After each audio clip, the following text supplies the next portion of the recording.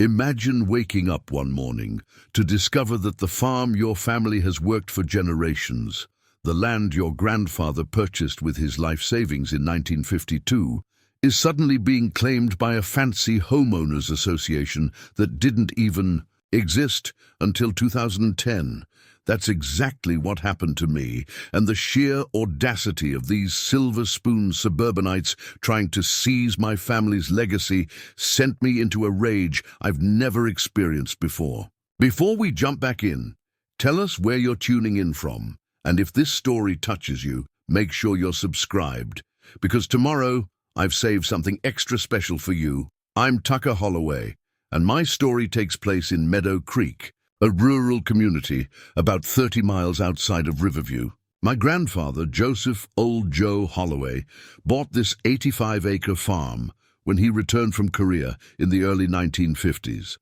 He built everything with his own two hands, the farmhouse, the barn, the workshop, and raised 4 children here, including my father.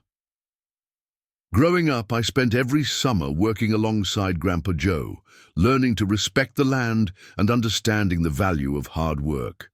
The smell of fresh-cut hay, the sound of tractors rumbling across the fields at dawn, and Grandma. Martha's apple pies cooling on the windowsill, these were the constants of my childhood. When Grandpa passed 5 years ago at 92, he left the farm to me with one simple instruction: keep it in the family, Tuck. This land is our history. I was doing exactly that until Pinewood Estates came along. For generations, our eastern property line backed up to dense forest and a small creek. Nobody much cared about that land until a developer bought it in 2009 and cleared the trees to build what they called an exclusive countryside community of McMansions, each one practically identical to the next. They named it Pinewood Estates. Ironic, since they'd cut down all the pines to build it. I didn't pay them much mind at first. Live and let live, that was Grandpa's way. Sure, I missed the forest, and the creek water ran muddier after they built their fancy stormwater system that dumped into it, but I figured we could coexist. I was wrong. It started with a letter in official-looking envelope. Inside was a notice claiming that our tractor shed was encroaching on Pinewood Estates property and demanding its removal within 30 days. I laughed and tossed it in my junk mail pile. That shed had stood in the same spot for over 40 years. Long before these suburban warriors had even dreamed of moving to the countryside. Then came another letter and another, each one more threatening than the last, mentioning legal remedies and forced compliance. The 4th letter included a property survey I'd never seen before, showing a property line that cut nearly 6 acres off our eastern boundary, including not just the tractor shed, but also part of our east field and the old sugar maple where my dad had built my childhood treehouse. When I called the number on the letterhead, I got Vanessa Wellington, the HOA president. Her voice dripped with condescension as she explained that, according to their records, the land had always been part of the original parcel purchased by Pinewood Development LLC. "Ma'am," I said as politely as I could manage, "my family has farmed that land since before your parents were born. We have surveys, deeds, and tax records going back to 1952. "Well," she replied with a little laugh that made my blood boil, "our documentation shows otherwise, and frankly, Mr. Holloway, that rusty equipment and unsightly outbuilding are decreasing in property values for our residents. We're merely enforcing the standards our homeowners expect." I hung up before saying something I'd regret. Instead, I drove down to the county records office. The clerk there, Mabel Johnson, had known my grandfather personally. When I explained the situation, her brow furrowed. "That doesn't sound right at all, Tucker. Let me pull the records." Mabel spent hours digging through decades of property deeds, surveys, and tax assessments. Everything confirmed what I already knew. The land was ours, had always been ours. Something fishy's going on, Mabel said, making copies of everything for me. Their survey must be wrong, or worse. That night I couldn't sleep. I sat on the front porch, looking out over the fields, just like Grandpa used to do, wondering what he'd make of this mess. The farm wasn't just land to our family. It was our heritage, our identity. Every furrow, fence post, and foundation had a story. I wasn't about to let some suburban HOA rewrite our history. The next morning, I found an excavator parked at the edge of my property, right next to the tractor shed. Two men in Pinewood Estates polo shirts were marking the ground with spray paint, following a line that matched their fraudulent survey. I stormed out of the house, property documents in hand. "What the hell do you think you're doing on my land?" The older of the two men, who introduced himself as the property manager, gave me a practiced smile. "Sir, we're simply marking the correct property line according to the official survey. We'll begin removing the encroaching structures tomorrow." "Over." "My dead body," I replied, standing my ground. "This is private property. You're trespassing, and if that machine touches my shed, I'm calling the sheriff." The younger man looked uncomfortable, but the manager's smile never faltered. "We have all the necessary documentation and permits. If you interfere, you'll be the one facing legal consequences." They left reluctantly, but I knew they'd be back. That afternoon, I called every lawyer in Riverview, finally finding Calvin Peterson, who specialized in property disputes, his retainer. Fee would eat most of my savings, but I didn't have a choice. This was war. "They're trying to steal a piece of your history," Calvin said after reviewing my documents. "And I don't think this is their first rodeo. Let me do some digging into Pinewood Development and the HOA board." 2 days later, I woke to the sound of machinery. The excavator was back, and this time it was moving toward my shed, flanked by 2 sheriff's deputies. My heart nearly stopped. Had the HOA actually convinced the authorities that they were in the right? I was about to find out just how far Pinewood Estates would go to claim what was never theirs, and exactly how hard I would fight to protect my grandfather's legacy. I raced outside in my work boots and flannel, still half-buttoned from rushing to get dressed. My hands were shaking, not from fear, but from rage. 3 generations of Holloways had worked this land, and I wasn't about to watch it get carved up by some suburban land grabbers without a fight. "Hold up right there," I shouted, planting myself between the excavator and my grandfather's shed. The machine's engine growled to a stop, and the operator looked down at me with uncertainty. One of the deputies approached, hand resting casually on his belt. I recognized him as Deputy Wilson, who'd graduated a few years ahead of me at Meadow Creek High. "Morning, Tucker," he said, not quite meeting my eyes. "We've got an order here authorizing Pinewood Estates to enforce their property line and remove unauthorized structures." I pulled the folder of documents from under my arm. "Mike, you know damn well this is my family's land.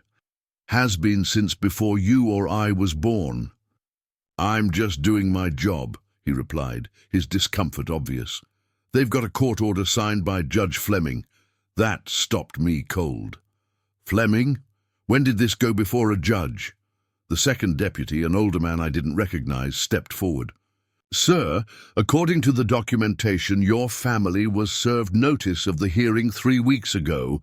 Since you didn't appear to contest it, the judge ruled in favor of Pinewood Estates." My mind raced. I hadn't received any court summons. Something wasn't right. I pulled out my phone and called Calvin Peterson right there on the spot, putting him on speaker. "They're here with an excavator and deputies, Calvin, saying there was a hearing I never knew about." Calvin's voice crackled through the phone. "Don't let them touch anything, Tucker. This is completely irregular. Ask to see the court order." They seat. Property manager smirked as he handed over a document bearing the county seal. Sure enough, it authorized Pinewood Estates to reclaim the disputed 5.8 acres and remove any structures. I scanned for the service details and found what I was looking for. They claimed to have served papers to Tucker Holloway at an address in Riverview that I'd never lived at. "This is fraud," I said, pointing to the address. "I've never lived." There. I've been right here on this farm my entire adult life. You know that, Mike. Deputy Wilson shifted uncomfortably. The property manager stepped forward, a practiced look of sympathy on his face that didn't reach his eyes. Mr. Holloway, I understand this is upsetting, but the legal process has been completed. The court has recognized Pinewood Estate's rightful claim to this portion of land. We're simply enforcing that judgment. Calvin's voice came sharply through the phone. I'm on my way. Deputy, I strongly advise you to halt this action pending an emergency hearing. They've obtained this order through fraudulent service, and I'll be filing for sanctions if they proceed. The manager's smile faltered. He pulled the deputies aside for a hushed conversation, gesturing animatedly toward me and the shed. While they deliberated, Mabel Johnson's ancient Buick came bouncing up my gravel driveway, kicking up dust. The 67-year-old county clerk might look like someone's sweet grandmother, but she emerged from her car like a warrior, clutching a large leather portfolio. "Just what in the Sam Hill is going on here?" she demanded, marching straight up to the group. "Tucker called me about some nonsense with an excavator." The property manager adopted his condescending smile again. "Ma'am, this is a legal matter between preparing and narrating this story took us a lot of time, so if you are enjoying it, subscribe to our channel. It means a lot to us. Now back to the story." "Don't you ma'am me, young man," Mabel cut him off. "I've been managing county records since you were in diapers." She turned to the deputies. "Mike Wilson, your mother would be ashamed to see you here. And you," she pointed at the other deputy, "whatever your name is, I hope you've personally verified these documents, because I've got the original survey maps and property deeds right here." She opened her portfolio on the hood of my truck, revealing yellow documents protected in plastic sleeves. "This is the original 1952 deed when Joseph Holloway purchased this land from the Martinson estate. And this," she pulled out another document, "is the survey conducted in 1953 that clearly establishes the eastern boundary at Willow Creek, which is a good 100 yards past that shed." The older deputy leaned in, studying the documents. With growing concern, "These look legitimate." "Of course they're legitimate," Mabel exclaimed. "I'm the county clerk. These are certified copies from our records vault.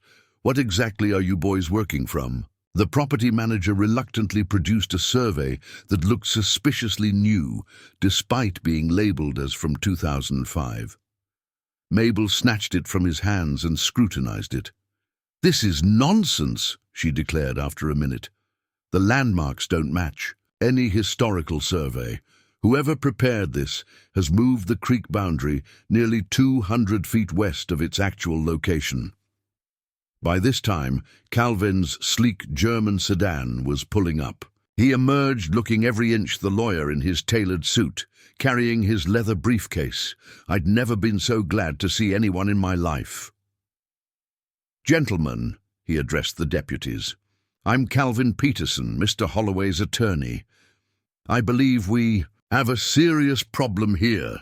He quickly reviewed the court order and Mabel's documents, then turned to the deputies. "Officers, I'm formally requesting you suspend this action immediately. We have clear evidence of falsified documents and fraudulent service. I'll be filing for an emergency hearing this morning, and I suspect Judge Fleming will not be pleased to learn his court has been used to perpetrate a fraud." The older deputy nodded slowly. "Until this is sorted out legally, we can't proceed." He turned to the property manager. "Sir, you'll need to remove your equipment from Mr. Holloway's property pending further legal clarification." The manager's face flushed red. "This is outrageous. We have a valid court order based on potentially fraudulent documentation," Calvin replied smoothly. "Deputies, I'd like to formally request that you document this attempted encroachment. In fact," he pulled out his phone and began taking photos of the excavator, the property markers, and the falsified survey. The property manager stormed off toward his luxury SUV, already dialing on his phone. The excavator operator, who had remained silent throughout the confrontation, gave me a slight nod as he started up the machine to move it off my property. As the Pinewood Estates crew departed, Mabel patted my arm. "Your grandfather would be proud, Tucker. Joe never let anyone push him around either." "Thanks for coming so quickly," I told her and Calvin. "I thought I was about to lose part of my heritage." Calvin's expression was serious. "This isn't over, Tucker. They'll regroup and try again. That falsified survey and the fraudulent service tells me they're willing to play dirty. We need to be ready." "What now?" I asked, feeling the adrenaline crash. "Now," Calvin said, "we go on the offensive. I want to know everything about Pinewood Development LLC, their HOA board, and especially this Judge Fleming connection. Something stinks here, and we're going to uncover it." Later that evening, as the sunset painted my fields in gold and crimson, I sat on the porch steps where my grandfather used to tell me stories of the farm's history. I could almost hear his voice. "Remember, Tuck, land is the only thing they ain't making more of. You gotta protect what's yours." I ran my hand over the weathered wood of the porch railing he'd installed decades ago. "I'm trying, Grandpa," I whispered. "I'm trying." My phone buzzed with a text from Calvin. "Found something interesting about Pinewood Development. Meet tomorrow, 9 a.m. I looked out over the fields where fireflies were beginning to rise from the tall grass. This farm wasn't just soil and buildings. It was the physical embodiment of my family's story. And I was just beginning to fight for it. I arrived at Calvin's office downtown, 15 minutes early, too anxious to sit at home waiting. His secretary, a no-nonsense woman named Diane, ushered me into a conference room where Calvin was already spreading documents across a mahogany table. "Coffee?" he offered, gesturing to a carafe in the corner. "Already had 3 cups, I admitted, settling into a chair. "Didn't sleep much." Calvin nodded sympathetically. "Understandable, but I think what I've found might make you feel better, or at least give us a clearer picture of what we're up against." He slid several documents toward me. "Meet the real power behind Pinewood Estates, Olympus Development Group." The papers detailed a complex web of LLCs and holding companies, but the structure was clear enough. Pinewood Development was just a small subsidiary of Olympus, a corporate behemoth based in Atlanta, with projects across the Southeast. "So I'm not just fighting some local HOA," I said, feeling my stomach sink. "I'm up against a corporate giant." "Yes and no," Calvin replied. "The HOA is real, and they're definitely involved, but they're being manipulated by Olympus. Look at this." He pointed to architectural renderings labeled Pinewood Estates Phase 2, showing luxury homes, a clubhouse, and, right where my eastern fields should be, an artificial lake with waterfront properties. "They're planning to expand," I muttered, the pieces falling into place, "and my farm is in the way." "Exactly."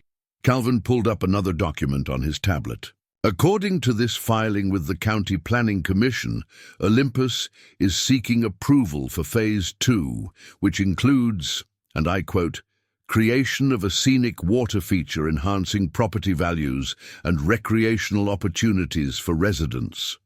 They want to flood my fields for a rich people's playground," I said, anger rising in my throat. "That appears to be the plan. But here's where it gets interesting." Calvin switched to another document. "See who sits on the County Planning Commission." I scanned the list, and one name jumped out immediately. "Richard Fleming." "As in Judge Fleming?" Calvin nodded grimly. "The very same judge who signed the order allowing them to reclaim your property. And," he swiped to another document, "here's a donation record showing Olympus contributed heavily to his last campaign." I let out a low whistle. That's a conflict of interest if I ever saw one. "It gets better," Calvin continued. "I had my paralegal dig into property records for the Pinewood Estates board members. Guess who sold the original parcel to Olympus? Back in 2009 and now lives in the biggest house in the development?" My mind raced through possibilities. "Not Vanessa Wellington?" Calvin smiled. "Close. Her husband, State Senator James Wellington, and he sits on the State Environmental Regulation Committee that would need to approve any major changes to Willow Creek, Like, say, damming it to create a lake. I leaned back in my chair, trying to process it all. So, this isn't just about my tractor shed or property lines. This is a coordinated plan to seize my land for their luxury development. That's my assessment, Calvin agreed. They tried the direct approach first, intimidating you with HOA violations, hoping you'd cave. When that didn't work, they manufactured a fake property dispute and tried to steamroll you with a questionable court order. But why go to all this trouble? Why not just offer to buy the land? Calvin chuckled. I actually checked the county. Tax assessor's records. Your 85 acres is valued at about 1.7 million, given current agricultural zoning. But if it were rezoned for luxury residential with waterfront properties, how much? Conservative estimate? North of $15 million. I let out a long, slow breath. So buying it from me at market value would still cost them millions. But if they can seize it through this property line scam, they get it for nothing but legal fees, Calvin finished. Exactly. So what do? We fight back. Hard. Calvin's expression was determined. First, I've already filed an emergency motion to vacate Judge Fleming's order based on fraudulent service and evidence. I've also requested he recuse himself due to conflict of interest. Will that work? It should. Even Fleming won't be bold enough to stay on a case once his connections to Olympus are exposed. The case will be reassigned to another judge. I nodded, feeling a glimmer of hope. What else? I've also prepared a whistleblower complaint to the State Ethics Commission regarding the Wellington connection and the Planning Commission irregularities, and I've reached out to an old college friend who works at the Riverview Gazette. She's very interested in a story about corporate developers using fraudulent means to seize family farmland. Going public, I said, considering the implications. That'll put pressure on them. Precisely. Corporate developers hate negative publicity. It scares off investors and potential buyers. Calvin leaned forward. But Tucker, this is where it gets risky. These are powerful people with a lot at stake. Once we start pushing back like this, they'll come at you harder. I thought about my grandfather's words again, about protecting what was ours, about standing your ground. I'm not backing down, I said firmly. This is my heritage we're talking about. Calvin nodded approvingly. I figured you'd say that. So, I took the liberty of preparing this as well. He slid another document across the table. What's this? A temporary restraining order application. Once signed by a judge, it prohibits Pinewood Estates, Olympus Development, or any of their representatives from setting foot on your property pending resolution of the boundary dispute. I felt a weight lift from my shoulders. At least they couldn't bulldoze my shed while we fought this out in court. There's one more thing, Calvin said, his tone growing serious. I need you to go through every piece of mail you've received over the past 6 months. Look for anything that might have been a disguised court summons that you overlooked. I keep everything, I assured him, but I never got any summons, disguised or otherwise. I believe you, but we need to be absolutely certain. They'll claim you were properly served and ignored it. We need to prove that's not the case. As I left Calvin's office, my phone buzzed with a text from my neighbor, Frank Donovan, whose cattle farm bordered my property to the south. Surveyors on your land again, wearing Pinewood Estates shirts. Want me to run them off? My blood boiled.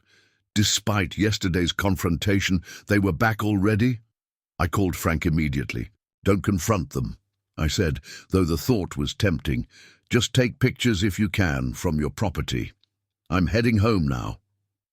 Too late for pictures, Frank replied. They left when they saw me watching them. They were by that old oak near the creek bend, hammering in stakes with orange ribbons. I thanked Frank and called Calvin to update him. His response was immediate. Document everything. Take photos of the stakes, their location. and any marks they've made. We'll add it to our TRO application as evidence of ongoing encroachment. By the time I reached the farm, dark clouds were gathering on the horizon, promising an afternoon thunderstorm. I grabbed my phone and digital camera and headed out to the creek bend Frank had mentioned. Sure enough, there were 3 new survey stakes with bright orange ribbons fluttering in the strengthening wind. They formed a line cutting directly through my eastern field, even further west than their previous fraudulent boundary. They weren't just trying to take my shed anymore. This new line would claim nearly 12 acres, including the spring that fed water to my livestock. As I photographed the stakes, fat raindrops began to fall. Thunder rumbled in the distance. I was about to head back to the house when something caught my eye. Fresh tire tracks leading from the stakes toward the creek. I followed them through the tall grass, rainwater soaking my jeans. The tracks led to the creek bank, where I found something that made my blood run cold. A small orange surveyor's flag marked Dam Site Number 1 stuck into the muddy bank. They weren't wasting any time. Even with our legal challenge pending, they were already marking where they planned to dam Willow Creek to create their luxury lake. As lightning flashed overhead, I took several photos of the flag and its location. This wasn't just about my property rights anymore. Damming the creek would affect every farm downstream that relied on that water. This fight was getting bigger by the minute. By the time I made it back to the farmhouse, I was soaked through. The storm had intensified, rain hammering against the roof and windows as I changed into dry clothes. I downloaded the photos I'd taken, sending them immediately to Calvin with a detailed explanation about the dam site marker. His response came quickly. This changes things. Water rights affect multiple parties. I'm contacting the Watershed Protection Alliance. I wasn't familiar with the organization, but anything that might help our cause was welcome. I was about to reply when headlights swept across my front windows. Visitors, in this weather. I peered out to see a sleek black Cadillac Escalade pulling up to my porch. For a moment I considered not answering, but curiosity got the better of me, and I opened the door to find Vanessa Wellington herself standing there, sheltered under a large black umbrella. Her perfectly coiffed blonde hair and designer outfit looked ridiculously out of place against the backdrop of my working farm. "Mr. Holloway," she said with a tight smile, "may I come in? I believe we have matters to discuss." Every instinct told me to slam the door in her face, but I remembered Calvin's advice about documenting everything. This unexpected visit could reveal information we could use. "Sure," I replied, stepping aside. "Wipe your feet."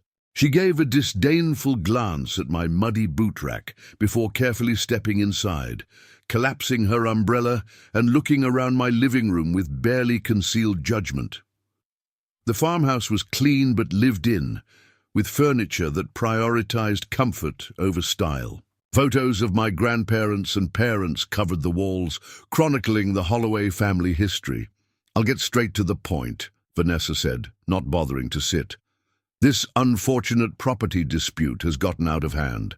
I'm here to offer a solution that benefits everyone." "I'm listening," I said, crossing my arms. She opened her designer handbag and removed an envelope, placing it on my coffee table. "Pinewood Estates is prepared to offer you fair market value for the disputed acreage. This would allow you to keep your main farmhouse and western fields while resolving the eastern boundary issue amicably." I didn't touch the envelope. "And what does Pinewood consider fair market value?" $450,000 for the 5.8 acres in question. "That's well above the agricultural rate for this county." I couldn't help but laugh. "Miss Wellington, we both know there is no actual dispute. That land has belonged to my family for 70 years. And we also both know this isn't really about 5.8 acres anymore. I saw your surveyors today, moving the stakes even further onto my property, and I found your dam site marker by the creek." Her polished composure faltered momentarily. "I don't know what you're talking about." Sure you do, I countered. Phase 2 of Pinewood Estates. The luxury lakefront properties your husband and Olympus. Development are planning to build once you've seized enough of my land to create your artificial lake. Her eyes widened slightly before she regained control. Mr. Holloway, I can assure you— Save it, I interrupted. My attorney has already uncovered the connections between Judge Fleming, your husband, and Olympus.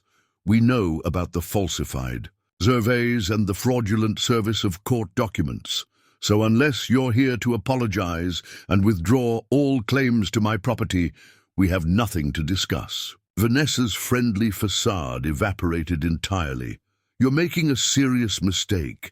Do you really think you can win against Olympus Development? They have resources you can't imagine. And I have the truth and the law on my side, I replied. Plus 70 years of documented ownership. The law is more flexible than you might believe, especially for those who know how to work within the system. Her tone had turned threatening. Your grandfather's outdated farming operation is standing in the way of progress. Pinewood Estates brings tax revenue and jobs to this county. The lake will increase property values for everyone. Why fight the inevitable? Because this isn't just land to me, Miss Wellington. It's my family's legacy, and that creek doesn't just water my fields. It serves farms all the way down to Miller's Crossing. Damming it would affect dozens of local farmers. She waved a dismissive hand. There are always casualties in development. We've made you a generous offer considering the circumstances. The circumstances being your attempted land theft? I shook my head. The answer is no, not for $450,000, not for $4.5 million. My land is not for sale. Vanessa's perfectly made-up face hardened. I came here hoping to be reasonable, Mr. Holloway, to find a civilized solution. I see now that was a mistake. She collected her umbrella and moved toward the door. Expect to hear from our attorneys, and I would advise you to reconsider your position before things become unpleasant. After she left, I immediately called Calvin and recounted the entire conversation. He wasn't surprised. It's actually good news, he said. Her visit confirms everything we've pieced together, and making threats like that, that's going to work in our favor. By any chance, do you have security cameras on your property? Just one, covering the barn and equipment yard, I replied, but not the house. I'd recommend installing more, immediately. These people play dirty, Tucker. They might try to create situations that put you in a bad light. After hanging up, I sat at my grandfather's old desk in the study, the same desk where he'd taught me to balance the farm books when I was just a teenager. In the top drawer, wrapped in a soft cloth, was his old service revolver from Korea. She hadn't touched it in years, but knowing it was there had always provided a sense of security. The storm continued to rage outside, wind howling around the eaves of the farmhouse that had sheltered Holloways for generations. I opened my laptop and began searching for security camera systems. A soft knock at the study door interrupted my research. My longtime farmhand, Miguel Ramirez, stood there looking concerned. Tucker, you should come see this, he said grimly. I followed him to the back porch, where we could look out over the eastern fields toward Meadow Creek. Even through the downpour, I could see something was wrong. Flashlight beams bobbed in the distance, and the headlights of several vehicles illuminated the area near the creek bend where I'd found the dam site marker earlier. They came about 20 minutes ago, Miguel explained. At least 4 vehicles. I think they're installing something by the creek. In this weather? At night? I squinted through the rain, trying to make out what they were doing. Should we call the sheriff? Miguel asked.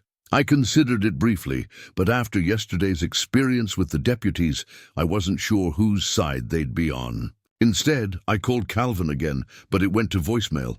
They're on my property right now, I told Miguel. I need to see what they're doing. I'll come with you, he said instantly, already pulling on his raincoat. We took my truck as far as the muddy farm track would allow, then continued on foot, flashlights in hand. The rain had slackened somewhat, but the ground was saturated, mud sucking at our boots with every step. As we approached the creek, I signaled to Miguel to kill his flashlight. We crouched behind a stand of willows, watching as a team of workers in rain gear operated what looked like drilling equipment. A man in a hard hat consulted a tablet computer directing the others. "Soil samples," Miguel whispered. "They're testing to see if the ground can support a dam." The realization hit me like a punch to the gut. This wasn't just planning anymore. They were actively preparing for construction. On my land, without permission, in the middle of the night. I pulled out my phone and began recording video, being careful to keep the flash off. Evidence. We needed as much evidence as possible. Then I noticed something else. Armed security guards, patrolling the perimeter of the work site, hands resting on holstered weapons. They were treating my farm like their private construction zone, complete with security to keep the rightful owner away. The audacity was breathtaking. Miguel and I watched for another 15 minutes, documenting as much as possible with my phone. The workers were methodical, drilling at marked intervals along the creek bank. Each sample they collected was carefully labeled and stored in waterproof containers. "We should call the police," Miguel whispered. "This is trespassing." I nodded, but hesitated. After yesterday's experience with the deputies, I wasn't confident local law enforcement would side with me against powerful interests like Olympus Development. And confronting armed security guards in the dark seemed foolhardy. "Let's head back," I decided. "I need to talk to Calvin." We retreated quietly, making our way through the muddy fields toward the farmhouse. As we approached the truck, headlights suddenly flashed on, blinding us momentarily. A security vehicle had positioned itself to block our exit. 2 guards approached. Flashlights trained on our faces. Both wore sidearms and tactical gear emblazoned with Apex security logos. "This is a restricted work zone," the larger guard announced. "Identify yourselves." My temper flared. "Restricted work zone? This is my property. I'm Tucker Holloway, the owner of this farm. You're all trespassing." The guards exchanged glances. The second one spoke into a radio, his voice too low for me to hear the response. "Sir, we have orders to secure this area for Olympus Development soil testing. According to our information, this section of property is under disputed ownership, currently in litigation." "There's no legitimate dispute," I countered, struggling to keep my voice level. "Your employers fabricated this whole thing. I have documentation proving my ownership going back 70 years. The first guard shrugged, unmoved. "That's for the courts to decide. For now, we need you to leave the work zone." "I'm not leaving my own property," I insisted, feeling Miguel tense beside me. "You're the ones who need to leave, immediately." More headlights appeared as another vehicle approached from the direction of the creek. A man in a raincoat and hard hat emerged, the supervisor I'd seen earlier directing the soil testing. "What's the problem here?" he asked, looking between me and the guards. "The property owner," one guard explained, gesturing toward me with his flashlight. The supervisor assessed me with calculating eyes. "Mr. Holloway, I presume. I'm Dennis Blackwood, Geological Survey Coordinator for Olympus Development." "You're trespassing, Mr. Blackwood," I said firmly. "All of you. I want you off my land now." Blackwood sighed as if dealing with an unreasonable child. "Mr. Holloway, we have authorization from the County Planning Commission to conduct these surveys. This area falls within the expanded boundaries established in our filing." "Your expanded boundaries are fictional," I shot back, "and any authorization you received was based on fraudulent documentation. My attorney has already filed motions to vacate Judge Fleming's corrupt ruling." At the mention of Fleming, Blackwood's expression flickered briefly. "Legal matters aside, we have work to complete tonight. The weather window is narrow, and these tests are necessary for environmental compliance." Environmental compliance for a project that would destroy the watershed. "For dozens of farms," I scoffed. I've documented your unauthorized presence. Now leave, or I'll call the sheriff and have you removed for trespassing." "I wouldn't advise that," he replied, his tone hardening. "Sheriff Davis understands the economic importance of Pinewood Estates to the county's future. Besides, we have work orders approved by the Planning Commission. In a dispute between those documents and your claims, who do you think deputies will believe?" The implied threat wasn't subtle. They had the local authorities in their pocket. Miguel stepped forward, his usually gentle demeanor replaced with quiet intensity. "My father worked this land with Mr. Holloway's grandfather for 40 years. This creek waters farms for miles. Your dam will destroy livelihoods." Blackwood barely glanced at him. "Progress always has costs, friend. Riverview County needs development, not more struggling farms." "We're leaving," I announced, placing a restraining hand on Miguel's arm. "But I'm documenting everything, and my attorney will be filing additional motions in the morning." As we returned to my truck, I heard Blackwood instruct the guards, "Keep the perimeter secure. No interruptions until the samples are collected." Once out of earshot, Miguel muttered, "This is wrong, Tucker. My father always said your grandfather protected this land, not just for Holloways, but for everyone who depends on the creek." "And I intend to keep doing that," I assured him, though doubt gnawed at me. The developers had resources, political connections, and apparently even local law enforcement on their side. What did I have? Farm debt, outdated equipment, and a family legacy that county officials seemed all too willing to sacrifice for tax revenue. Back at the farmhouse, I immediately called Calvin despite the late hour. To my relief, he answered on the third ring, his voice alert despite being woken up. "They're on my property right now," I explained, forwarding him the videos I'd taken. "Soil testing for the dam, with armed security keeping me away from my own creek." "This is perfect," Calvin replied, surprising me. "They've seriously overplayed their hand, conducting tests on disputed property before legal resolution, with armed guards, preventing the documented owner from accessing his land. I couldn't have asked for better evidence of their bad faith." His confidence bolstered my spirits somewhat. "So, what's our next move?" "First thing tomorrow, we file for an emergency injunction based on this new evidence. I'm also expediting our motion to have Judge Fleming recused due to conflict of interest." He paused. "But Tucker, I need to warn you, this might get worse before it gets better. These people aren't used to being challenged." After hanging up, I couldn't sleep. I sat on the porch like my grandfather used to, watching the rain and listening to occasional rumbles of thunder. The flashlights by the creek were still visible, tiny beacons of corporate intrusion on land that had been in my family for generations. Around 3 a.m., the vehicles finally departed, their headlights cutting through the darkness as they followed the muddy track toward Pinewood Estates. I waited another hour to make sure they were really gone, then drove back down to the creek to see what they'd left behind. The drilling sites were marked with small flags, and they'd installed what looked like monitoring equipment at 3 locations. Along the creek bank, I photographed everything, noting GPS coordinates from my phone for each site. As the eastern sky began to lighten with pre-dawn glow, I noticed something I'd missed in the darkness. They'd erected a small sign near the largest drilling site. It read, "Future Home of Wellington, Lake Pinewood Estates Premier Amenity Coming Spring, 2023.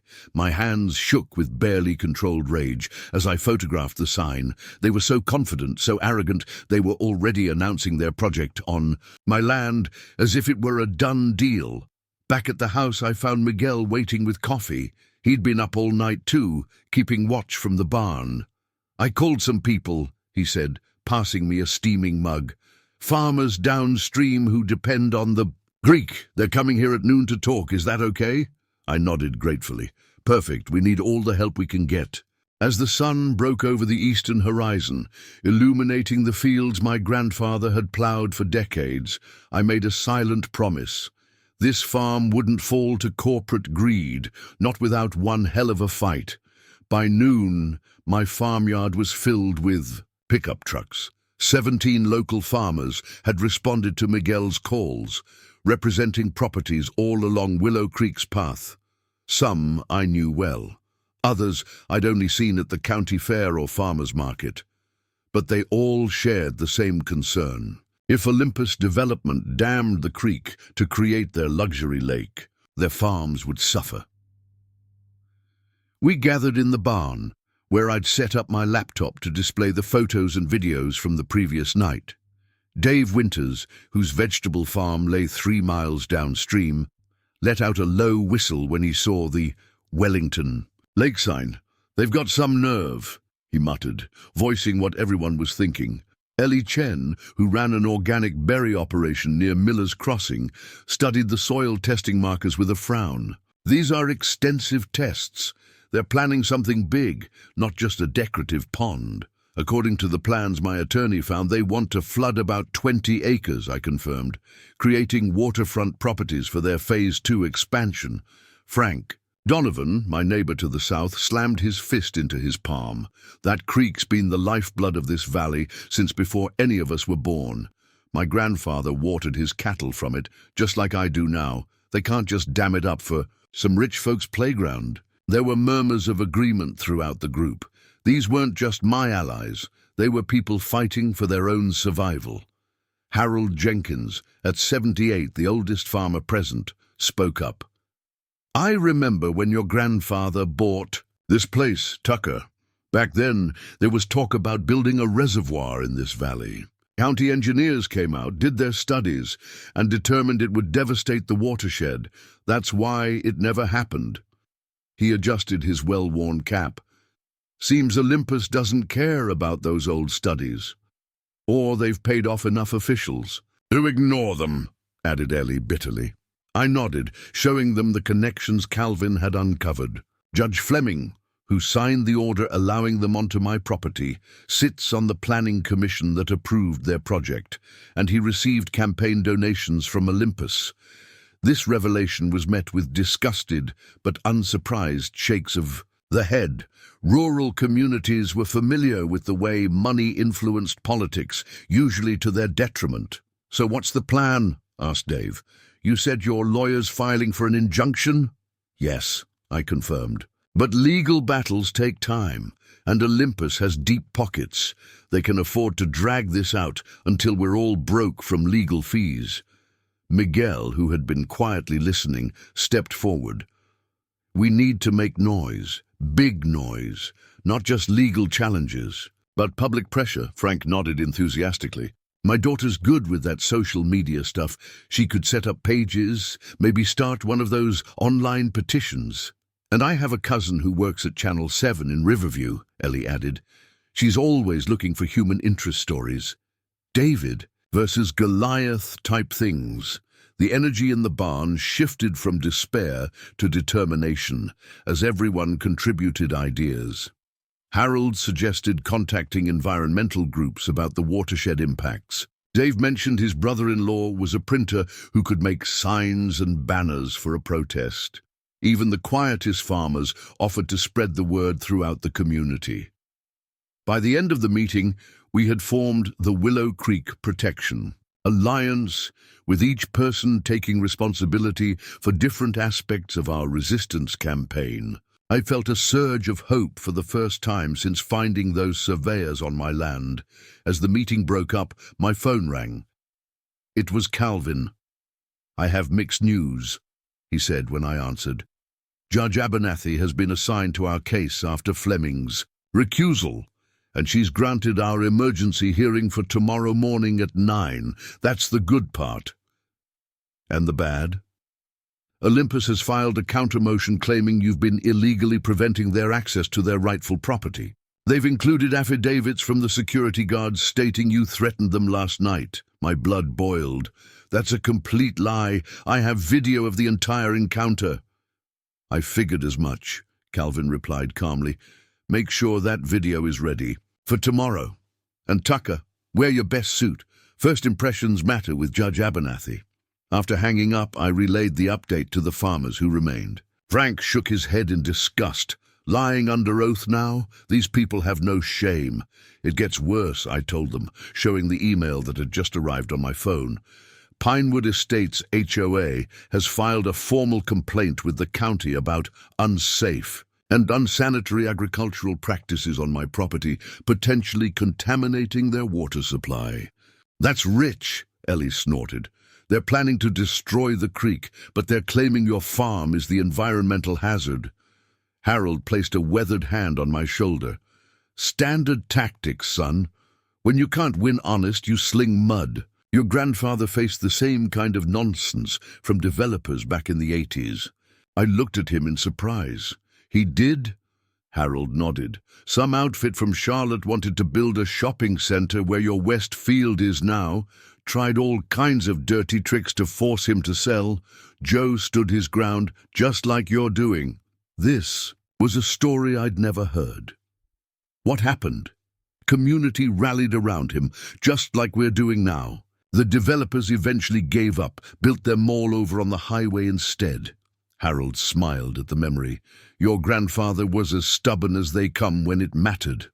After everyone left, I spent the rest of the afternoon preparing for the hearing. I organized all our documentation chronologically, made copies of the property deeds and surveys, and selected my best dress shirt and tie to go with my rarely worn suit. As evening approached, I walked the property line where Pinewood Estates had erected their imposing privacy fence. From here, I could see the backs of their identical luxury homes, each with perfectly manicured lawns, so different from the working landscape of my farm. With its practical buildings, equipment, and fields, I wondered how many of those homeowners actually knew what their HOA was doing in their name. Did they support stealing a neighboring farm to build them a lake, or were they just unwitting pawns in Olympus Development's scheme? I was lost in these thoughts when a voice called from the other side of the fence. "Excuse me, Mr. Holloway?" I turned to see an older man peering over a section of the fence that bordered his backyard. Unlike the rest of Pinewood Estates' identical landscaping, his yard featured vegetable gardens in raised beds. "Yes," I responded cautiously. "I'm Martin Torres," he introduced himself. "My wife and I moved here last year. I've been following this situation with your farm." I tensed, expecting another confrontation. And I want you to know not all of us in Pinewood agree with what the HOA is doing," he said in a lowered voice, glancing back at his house. "Many of us bought here because we wanted to be near the countryside, not to destroy it." Hope flickered inside me. "How many feel that way?" "Enough to cause trouble at the next HOA meeting," Martin replied with a small smile. "We've been gathering signatures against the Phase 2 plans. Not everyone wants their monthly dues increased to pay for a lake and lawsuits. This was unexpected. Allies from within Pinewood Estates itself. The HOA board doesn't know about our petition yet," Martin continued. "Wellington and her cronies run the meetings like dictators, but they still need a majority vote for major expenditures.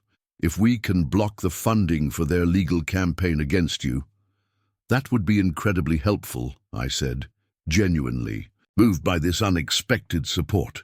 Martin nodded. "My father was a farmer in California before developers pushed him out. I won't be part of doing that to someone else." He handed me a folded piece of paper through a gap in the fence. "My number. Keep me updated on the hearing tomorrow. Some of us want to attend in support." As Martin retreated into his house, I unfolded the paper. It contained not just his phone number, but the names of 14 Pinewood Estates residents who opposed the HOA's actions. The battle lines were being redrawn. It wasn't farmers versus homeowners, after all. It was a community versus corporate greed. The Riverview County Courthouse was an imposing limestone building that dated back to 1892. Its granite steps were worn smooth by generations of citizens seeking justice. As I climbed those steps the next morning, dressed in my seldom-worn suit, I felt the weight of my family's legacy with every step. Calvin met me at the entrance, impeccably dressed in a tailored charcoal suit that probably cost more than my entire wardrobe. He carried a leather briefcase that looked equally expensive. "Ready?" he asked, eyeing my slightly outdated suit with a critical but kind eye. He reached up to straighten my tie slightly. "As I'll ever be," I replied, feeling like an imposter in formal clothes. My hands were calloused from farm work, and no amount of scrubbing had removed all the dirt from my fingernails. Inside, the courthouse was cool and hushed, with marble floors that amplified our footsteps. We were early by design. Calvin wanted us settled and composed before Olympus's legal team arrived. "Remember," he advised as we took our seats, "Judge Abernathy is fair but formal. Let me do the talking unless she directly questions you. And when you do speak, address her as Your Honor and be respectful, regardless of what outrageous claims they make." I nodded, though staying calm in the face of lies about my family's property would be challenging. At precisely 8:55, the opposition arrived, a team of 4 attorneys in designer suits, led by a sharp-featured woman I recognized from her frequent appearances in the business section of the Riverview Gazette, Marjorie Sloan, Olympus Development's chief counsel. Behind them walked Vanessa Wellington, and a man I assumed was her husband, State Senator James Wellington. Calvin leaned close to whisper, "That's unusual. The clients don't typically attend preliminary hearings. They're putting on a show." The attorneys settled at their table, arranging multiple leather portfolios and laptops. Their coordinated efficiency made our 2-person team seem hopelessly outmatched. At 9 o'clock sharp, the bailiff called the court to order, and Judge Abernathy entered. She was a small woman in her 60s, with steel-grey hair and piercing eyes that seemed to evaluate everything they landed on. "Good morning," she began, her voice surprisingly powerful. "We're here regarding Holloway versus Pinewood Estates Homeowners Association and Olympus Development. I've reviewed the initial filings from both parties." She peered over her glasses at the assembled attorneys. "This appears to be a property dispute with some irregular procedural history." That was putting it mildly. Calvin stood. "Your Honor, if I may provide some context." "You may indeed, Mr. Peterson," she replied, consulting her notes. "I'm particularly interested in why Judge Fleming initially handled this matter and then recused himself." Calvin outlined our case concisely, explaining the falsified survey, the fraudulent service of court documents, and Judge Fleming's conflicts of interest. He presented the historical deeds and surveys, along with affidavits from the county clerk and neighboring landowners. "Furthermore, Your Honor," he continued, "despite knowing this matter is under legal dispute, the defendants have repeatedly trespassed on my client's property, installed survey markers, and even conducted geological testing with armed security personnel, preventing Mr. Holloway from accessing his own land. He played the video I'd taken the previous night, showing the confrontation with the security guards and Blackwood." Judge Abernathy watched intently, her expression unreadable. When Calvin finished, Marjorie Sloan rose smoothly. "Your Honor, while counsel's presentation was certainly dramatic, it misrepresents the facts. Olympus Development and Pinewood Estates, HOA, have acted in good faith based on property records that indicate the eastern portion of the disputed land falls within the original Pinewood Development tract." She displayed their survey, highlighting the boundary lines that carved away my eastern fields. "This survey from 2005 clearly shows—" "Objection, Your Honor," Calvin interrupted. "That survey was produced after Olympus acquired the adjacent property and contradicts all historical records and surveys going back to 1952. Judge Abernathy studied both documents carefully. "Mrs. Sloan, can you explain the discrepancy between your survey and the historical records Mr. Peterson has presented?" Sloan didn't miss a beat. "Your Honor, the earlier surveys were conducted with outdated equipment and methodologies. Modern GPS surveying has revealed inaccuracies in the boundary markers that have existed for decades. I had to bite my tongue to keep from responding. They were claiming that 70 years of consistent property records were suddenly invalidated by their convenient new technology. Judge Abernathy seemed skeptical as well. So your position is that Mr. Holloway's family has been unknowingly occupying Pinewood property for decades? That's correct, Your Honor, Sloan replied. When the original parcel was purchased by Martinsville Land Holdings in 1943, which later became part of the Pinewood Development Tract, the eastern boundary was established at coordinates that encompass the disputed area. Calvin was ready for this. Your Honor, Martinsville Land Holdings never owned that parcel. We have the complete chain of title showing the land was purchased from the Edwards estate by Joseph Holloway in 1952. It has never been part of any development tract. The judge turned to Sloan. Counselor? For the first time, Sloan looked flustered. She conferred briefly with her colleagues before responding. We have documentation showing Martinsville's ownership that contradicts Mr. Peterson's claim. May I see it? Judge Abernathy requested.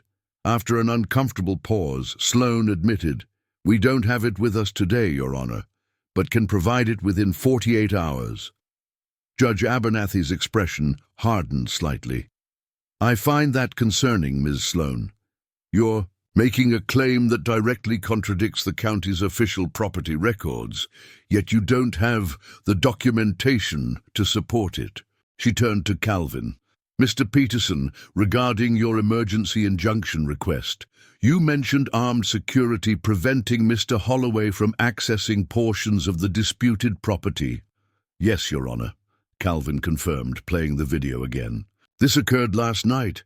The defendants have installed soil testing equipment and even erected signs announcing future development on land they do not own.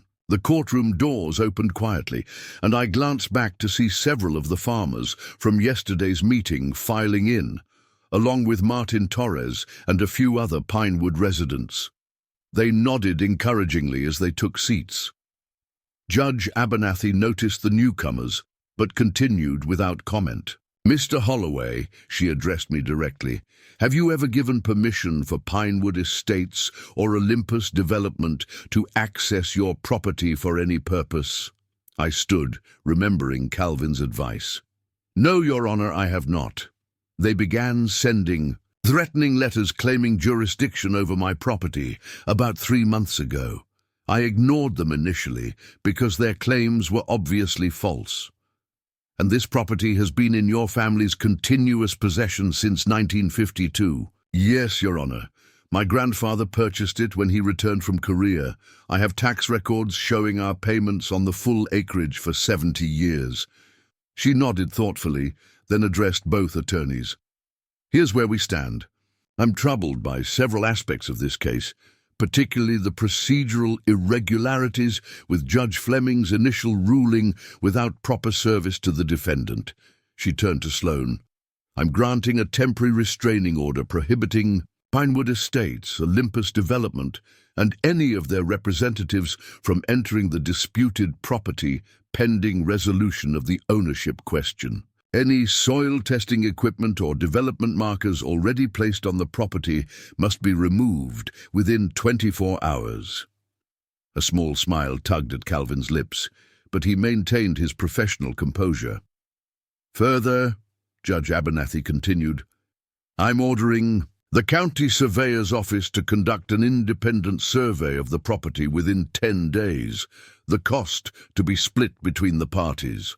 Ms. Sloan, I expect to see your purported Martinsville Land Holdings documentation at our next hearing, which will be, she consulted her calendar, 2 weeks from today, June 25th. She tapped her gavel. This court is adjourned. As we gathered our materials, I couldn't help smiling. Round one seemed to be going our way. The farmers and Pinewood residents who had attended approached, offering congratulations and support. Excellent start, Calvin said, packing his briefcase. Judge Abernathy clearly wasn't impressed with their unprepared arguments. My relief was short-lived. As we exited the courtroom, Vanessa and James Wellington stood waiting in the hallway. Senator Wellington stepped forward, his politician smile firmly in place. "Mr. Holloway, a word?" Despite the friendly tone, there was steel behind his eyes. "I think we got off on the wrong foot. Perhaps we can discuss this situation like reasonable people, away from all this." He gestured dismissively toward the courtroom, legal theater. Before I could respond, Calvin intervened smoothly. "Senator, my client has nothing to discuss outside of these proceedings. Any communication should go through me." Wellington's smile tightened. "Of course, Counselor. I simply wanted to express that this unfortunate misunderstanding could be resolved more efficiently and profitably for everyone through direct negotiation." "There's no misunderstanding," I replied firmly.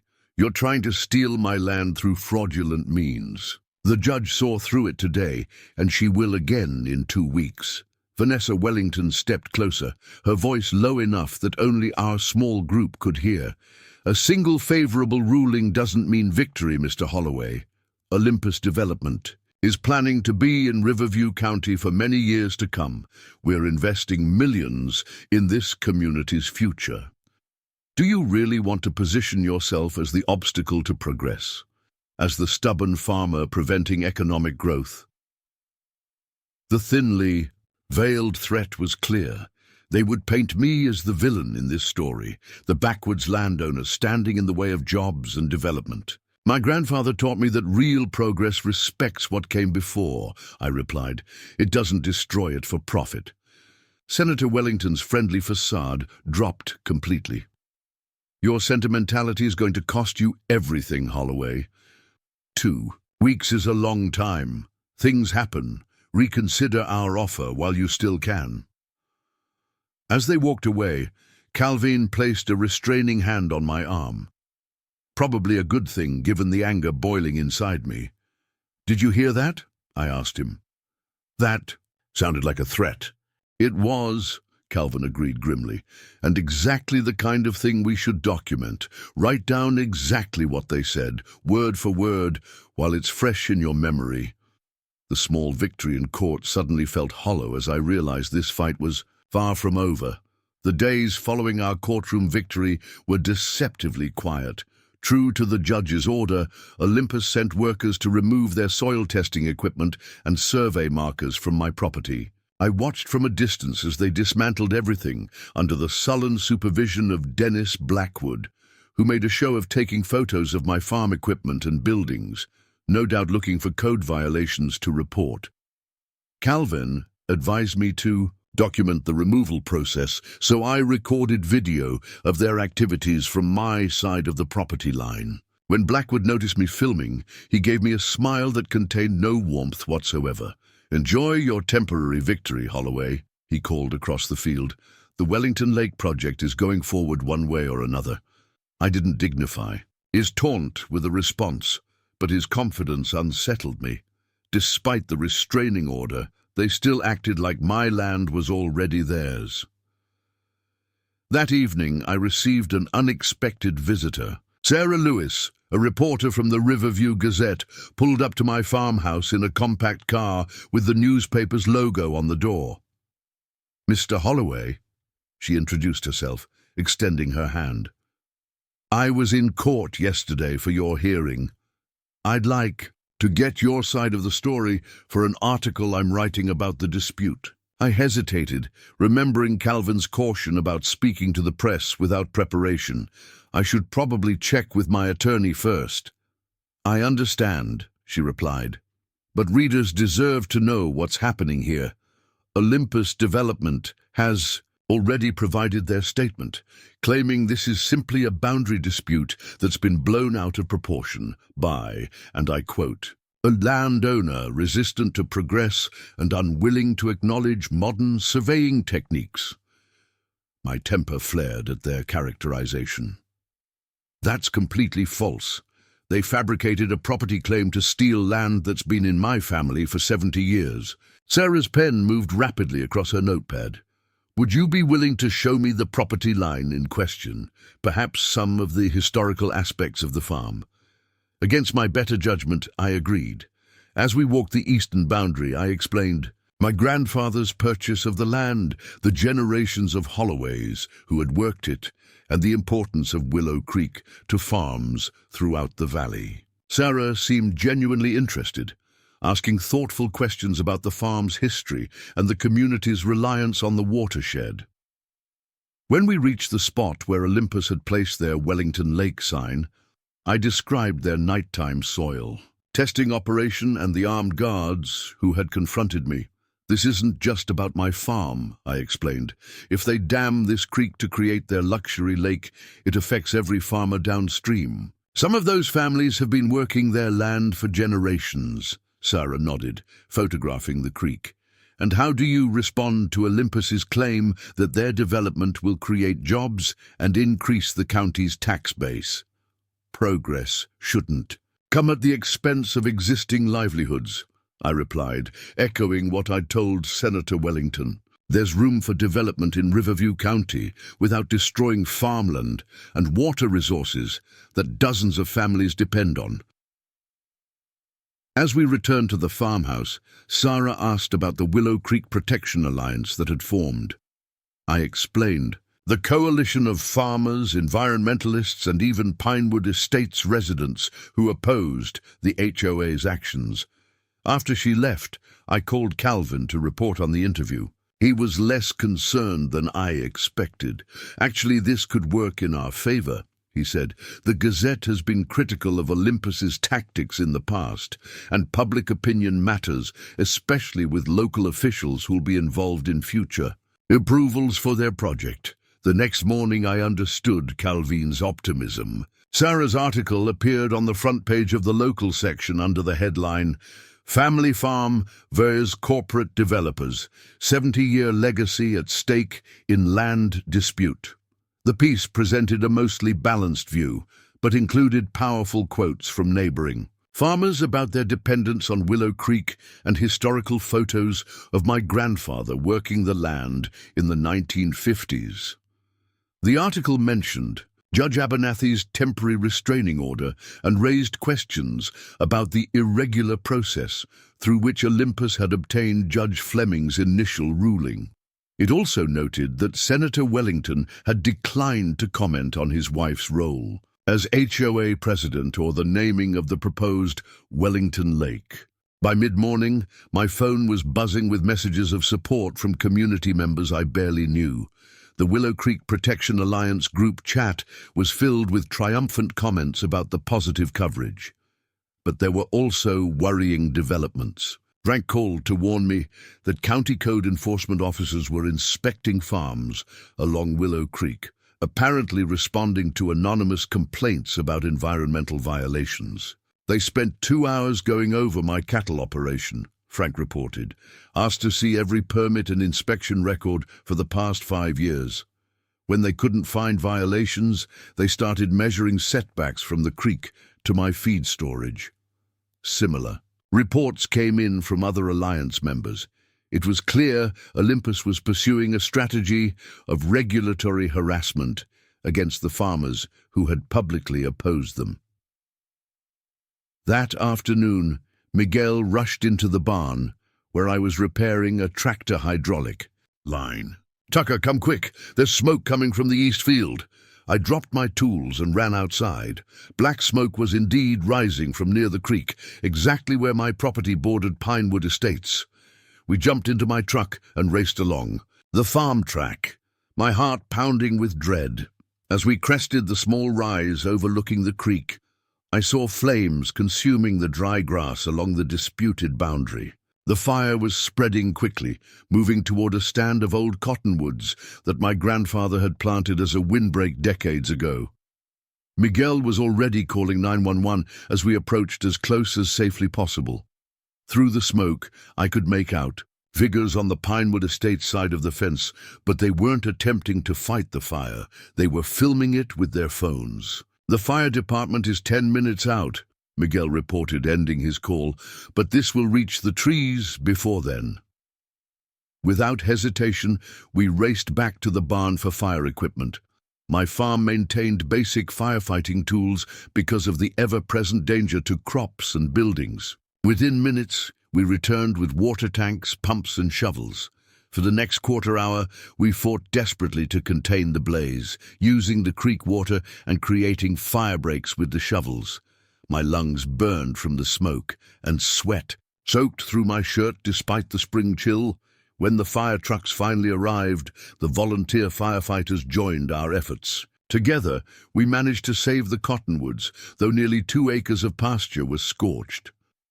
Fire Chief Donaldson approached me as his crew finished dousing hotspots.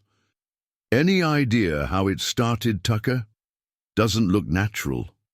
I glanced toward the Pinewood Estates fence, where the spectators had disappeared once the fire trucks arrived. "No idea, Chief, but it began right along the property line where I'm having that dispute with the developers." He followed my gaze, his expression hardening. "Yeah, I heard about that. Convenient timing, wouldn't you say? I'll have my investigator take a closer look." As the firefighters packed up, I noticed Dennis Blackwood standing by an SUV parked on the Pinewood Estates side, watching the proceedings with obvious interest. When he saw me looking, he lifted his hand in a mocking wave before driving away. That evening, as I surveyed the damage and treated my smoke-irritated lungs with Grandma Martha's herbal tea, Calvin called with disturbing news. "Tucker, Olympus just filed an emergency motion claiming your farming practices created a dangerous fire hazard that threatens Pinewood Estates residents. They're using today's fire as evidence that you're an irresponsible landowner." I nearly dropped the phone. "What? That's insane. They probably started the fire themselves." "I know, and will argue exactly that," Calvin assured me. "But be prepared. They're requesting an emergency hearing tomorrow to ask Judge Abernathy to reconsider the restraining order on safety grounds." After hanging up, I sat on the porch steps, staring at the scorched earth, visible even in the fading light. Senator Wellington's words echoed in my mind. 2 weeks is a long time. Things happen. They weren't going to wait for the next hearing to take action. They were creating their own opportunities, manufacturing emergencies to force the issue. The fire was just the beginning. I called Miguel, Frank, and the other Alliance members to warn them to be on high alert. If Olympus was willing to set fires to advance their agenda, there was no telling what might come next. The emergency hearing was scheduled for 2 p.m. the next day. I spent the morning with Fire Chief Donaldson and his investigator, combing through the burnt section of my field. They took soil samples and photographs, paying particular attention to the fence line where the fire had started. "Found something interesting," the investigator said, holding up a small plastic bag containing what looked like melted residue. "This isn't consistent with a natural fire or even a carelessly tossed cigarette. Looks more like an accelerant was used." Chief Donaldson nodded grimly. "We'll send it to the state lab, but I've been fighting fires for 30 years. This wasn't an accident, Tucker." I wasn't surprised, but having official confirmation that someone had deliberately set fire to my property still hit hard. "How long before you get lab results back?" 2 weeks minimum," the chief replied. "But I can note in my preliminary report that evidence suggests deliberate action. That would be extremely helpful," I told him. "Olympus Development is claiming in court today that my negligent farm practices caused the fire and endangered their residents." The chief's bushy eyebrows rose in disbelief. "Is that so? Well, I'll be happy to testify about what we found here if it comes to that." After they left, I changed into my court suit and headed into town, stopping first at Calvin's office to prepare for the hearing. His administrative assistant ushered me directly into his office, where he was reviewing documents with a concerned expression. "They're not wasting any time," he said by way of greeting. Olympus has submitted affidavits from 3 Pinewood Estates residents, claiming they've observed dangerous and negligent conditions on your property for months. They've included photos of what they claim are improperly stored chemicals, unsecured equipment and dry brush that constitutes a fire hazard. He turned his computer monitor so I could see the photographs. Recognize these? I studied the images, my anger growing. That's not even my property, I said, pointing to one showing rusted barrels allegedly containing hazardous chemicals. That's the old Johnson place, abandoned for years. It's 2 miles from my farm, Calvin made notes. And these others? This one shows my tractor with the fuel tank, but it's perfectly standard equipment, properly maintained. And this brush they're calling a fire hazard is a natural wildlife habitat along the creek that's been there for decades. The County Conservation Office actually gave my grandfather an award for maintaining it back in the 90s. Good, Calvin said. We can counter each of these. What about the fire chief's findings? I relayed what Chief Donaldson had discovered, and Calvin's expression brightened. That's excellent. I'll call him immediately to see if he can either attend the hearing or provide a statement. He made the call, and to my relief, Chief Donaldson agreed to come directly to the courthouse. With that piece secured, we reviewed our strategy for the hearing. Judge Abernathy won't appreciate them trying to circumvent her ruling with manufactured evidence, Calvin explained. But we need to be careful not to appear dismissive of legitimate safety concerns. You'll need to demonstrate that you're a responsible landowner who takes appropriate precautions. At the courthouse, we found the same conference room already, half filled with spectators. The Willow Creek Protection Alliance members had shown up in force, along with Martin Torres and several other Pinewood residents. Sarah Lewis from the Gazette sat in the back, with her notebook ready. Marjorie Sloan and her team of attorneys were already at their table, joined today by Dennis Blackwood and 2 individuals I didn't recognize, presumably the Pinewood residents who had signed affidavits against me. Judge Abernathy entered precisely at 2 p.m., her expression serious as she reviewed the motion before her. I've read Olympus Development's emergency filing regarding alleged safety hazards, she began. Given that I issued a restraining order just 2 days ago, I'm assuming there are significant new developments to warrant this emergency hearing. Ms. Sloan. Marjorie Sloan stood, projecting confidence. Indeed, Your Honor. Yesterday afternoon, a dangerous wildfire broke out on the disputed property, threatening the homes and safety of Pinewood Estates residents. This fire is the direct result of Mr. Holloway's negligent land management practices. She displayed the photos we had reviewed earlier, describing each as evidence of my supposed negligence. Furthermore, Your Honor, these conditions have existed for months, as attested by multiple Pinewood residents. The recent dry weather has created a tinderbox situation that puts the entire community at risk. Judge Abernathy turned to us. Mr. Peterson, your response. Calvin rose, his manner calm and measured. Your Honor, we categorically deny these allegations. In fact, we have evidence suggesting the fire was deliberately set, not caused by any negligence on Mr. Holloway's part. He gestured toward the back of the room where Chief Donaldson had quietly entered. Fire Chief Robert Donaldson is here today and can speak to his department's preliminary findings. Judge Abernathy invited the chief forward. After being sworn in, he described the evidence of accelerant found at the fire's origin point along the fence line. In my professional opinion, Your Honor, this fire was intentionally set. It started precisely at the property boundary and spread inward toward Mr. Holloway's land, not outward toward Pinewood Estates. If safety was the actual concern, it's worth noting that not a single Pinewood property was ever in danger. Marjorie Sloan's composure slipped momentarily. She clearly hadn't expected the fire chief to contradict her narrative so completely. Regarding the photographic evidence, Calvin continued, we can demonstrate that several images don't even show Mr. Holloway's property, while others depict standard farming equipment and natural conservation areas that comply with county regulations. I noticed Dennis Blackwood whispering urgently to one of the Pinewood residents, who looked increasingly uncomfortable.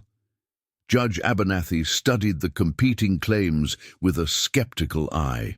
Miss Sloan, did Olympus Development or Pinewood Estates HOA report this alleged negligence to county authorities prior to the fire? Sloan hesitated. We were in the process of documenting the conditions before taking that step, Your Honor. I see, the judge replied dryly. And yet you had enough concern about these conditions to photograph them over several months, but not enough concern to report them to appropriate authorities who might have addressed them? Sloan attempted to recover.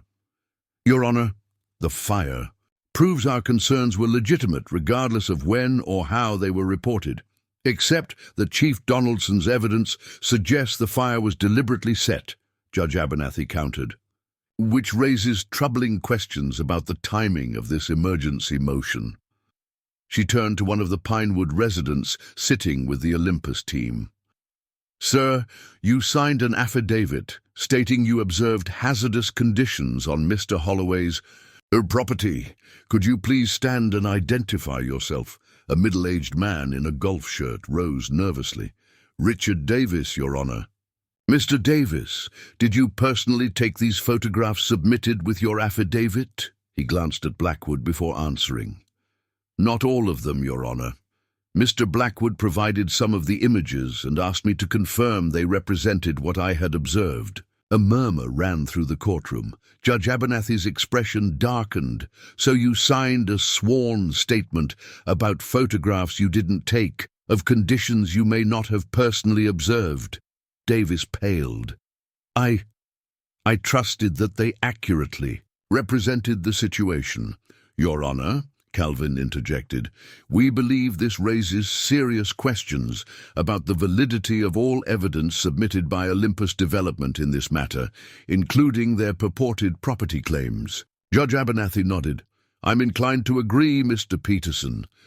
She turned to Sloan. Counselor, I'm deeply troubled by what appears to be manufactured evidence and potentially false sworn statements. I'm denying your emergency motion and maintaining the restraining order previously issued. She peered sternly over her glasses at the Olympus legal team.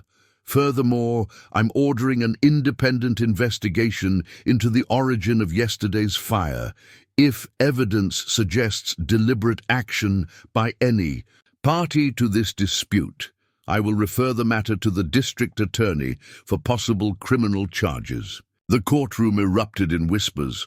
I caught Martin Torres giving me a subtle thumbs up from his seat. One final matter, Judge Abernathy continued. Given the questions raised today about the credibility of evidence, I'm ordering both parties to provide all documentation related to property ownership claims to the court directly, not just to the independent surveyor. This includes the Martinsville Land Holdings documents Ms. Sloan referenced in our previous hearing. Court is adjourned. As people filed out, I noticed Dennis Blackwood engaged in a heated, whispered argument with Marjorie Sloan. Neither looked pleased with the outcome. Calvin gathered his materials, barely containing a satisfied smile. That couldn't have gone much better for us, Tucker. Olympus just severely damaged their credibility with the judge. Outside the courthouse, Chief Donaldson stopped me with a firm handshake. Sorry about your field, Tucker. We'll keep investigating. If someone deliberately set that fire, we'll find out who. I thanked him for his help, then noticed Sarah Lewis approaching with her notebook. Mr. Holloway, care to comment on today's ruling? Before I could respond, Calvin stepped in smoothly. Mr. Holloway is grateful that Judge Abernathy saw through this transparent attempt to circumvent her previous ruling. He has always maintained his property responsibly, just as his family has done for 70 years. Zara scribbled notes, then asked, And what about the fire chief's suggestion that the fire might have been deliberately set? Do you believe Olympus or Pinewood Estates might be involved? I chose my words carefully. I believe the evidence will speak for itself. My focus remains on protecting my family's farm and the Willow Creek watershed that so many local families depend on. As Sarah left to interview other attendees, Calvin murmured, "Well handled. We don't want to make accusations we can't prove, even if they seem obvious." The victory felt significant, but I couldn't shake the unsettling realization that someone had been willing to set fire to my land to advance their agenda. If they would go that far, what else might they try? 2 consecutive victories in court had boosted my confidence, but Calvin's warning still echoed in my mind. This fight was far from over. Olympus Development had resources, political connections, and apparently a willingness to bend or break the law to get what they wanted. The morning after the emergency hearing, Martin Torres called me from Pinewood Estates. "Tucker, there was an emergency HOA meeting last night. Vanessa Wellington is on the warpath after yesterday's court ruling. She's implementing a special assessment, $2,000 per household, to fund legal efforts against you." "How did that go over?" I asked, imagining the reactions of homeowners already paying hefty monthly dues. "Not well," Martin chuckled. "About 30. Residents showed up and most were furious. Our petition against Phase 2 is gaining signatures. People bought into Pinewood for the quiet community, not to be part of a legal battle over neighboring property. This was valuable intelligence." "Any other developments I should know about?" Martin lowered his voice. "Vanessa announced that Senator Wellington secured a private meeting with Governor Harris next week. They're going to discuss streamlining approval processes for critical development projects. She implied they might find a way to bypass local regulations for the Wellington Lake project. My stomach tightened. If they couldn't win through local channels, they'd try to change the rules at the state level. The Wellington's political influence added a dimension to this fight that money alone couldn't solve. "One more thing," Martin added. "Richard Davis, the guy who admitted to signing false statements in court yesterday, he found his car vandalized this morning. Someone spray-painted 'traitor' across his garage door too."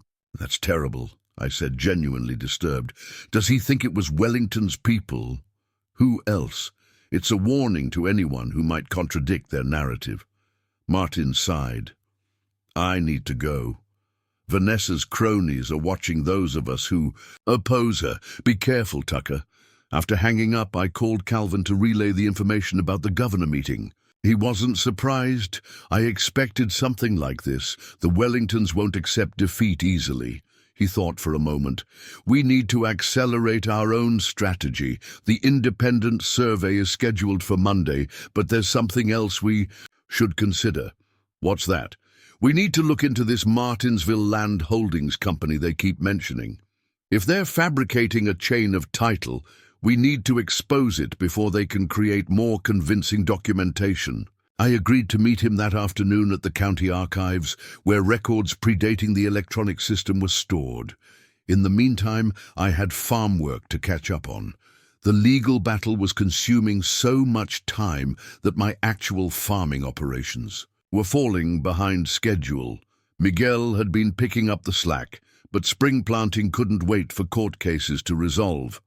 I spent the morning on the tractor, preparing fields for corn, trying to focus on the timeless rhythms of agriculture that had sustained my family for generations. Around noon, I noticed an unfamiliar truck parked near my equipment shed. As I approached, a man in county uniform emerged, clipboard in hand. "Mr. Holloway, I'm Jim Perkins from Riverview County Environmental Services. We've received a complaint about improper chemical storage on your property."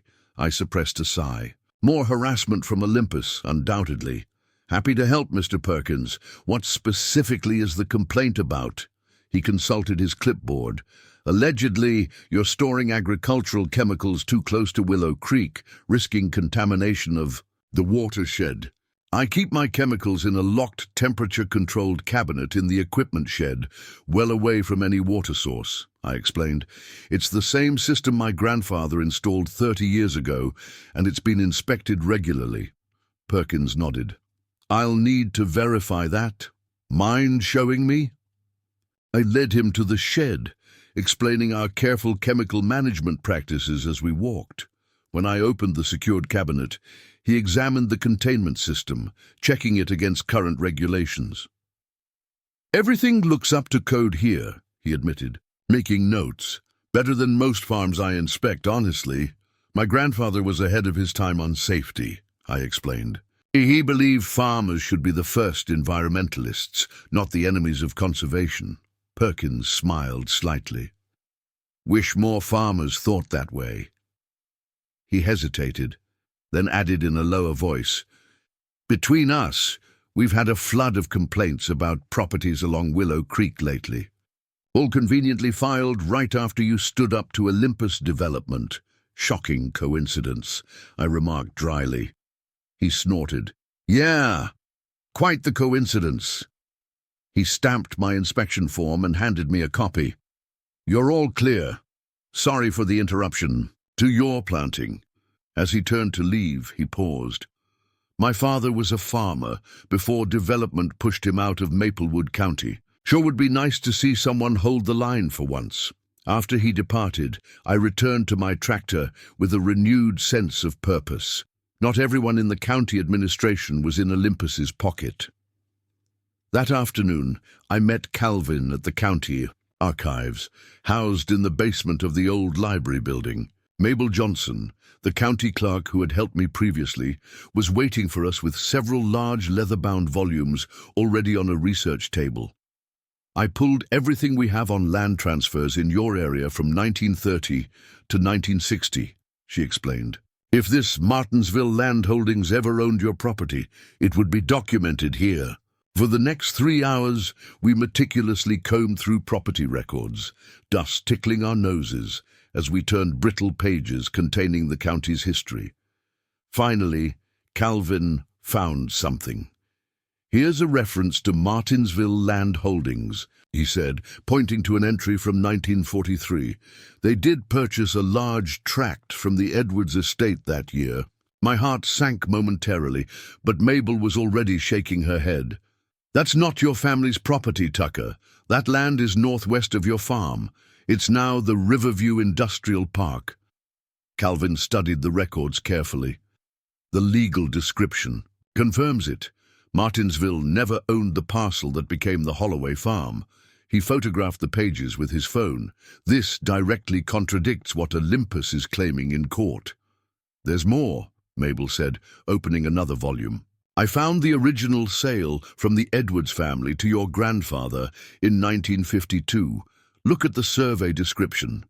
The boundaries described matched exactly what we'd been claiming all along, with Willow Creek serving as the eastern border of the property. There was no ambiguity in the documents, so Olympus is just fabricating their claim entirely, I said, anger mixing with relief. It appears so, Calvin agreed, and this is exactly the kind of definitive evidence Judge Abernathy is looking for. As we were finishing, my phone buzzed with a text from Frank. Check the Gazette website, breaking news about Olympus. I pulled up the site on my phone to find a headline that made my jaw drop. State investigation launched into Olympus development business practices. The article, written by Sarah Lewis, detailed how the State Attorney General's office had opened an investigation into Olympus development following multiple complaints about their land acquisition tactics across several counties. The fire on my property was mentioned, along with similar incidents in neighboring Greenfield County where homeowners had reported harassment and fraudulent property claims. This changes the landscape completely, Calvin said, reading over my shoulder. If Olympus is under state investigation, local officials will be much more cautious about supporting their projects. As we left the archives with copies of the relevant documents, I felt a glimmer of hope. Perhaps the tide was turning. That hope was short-lived. When I arrived home, I found Miguel waiting anxiously by my truck.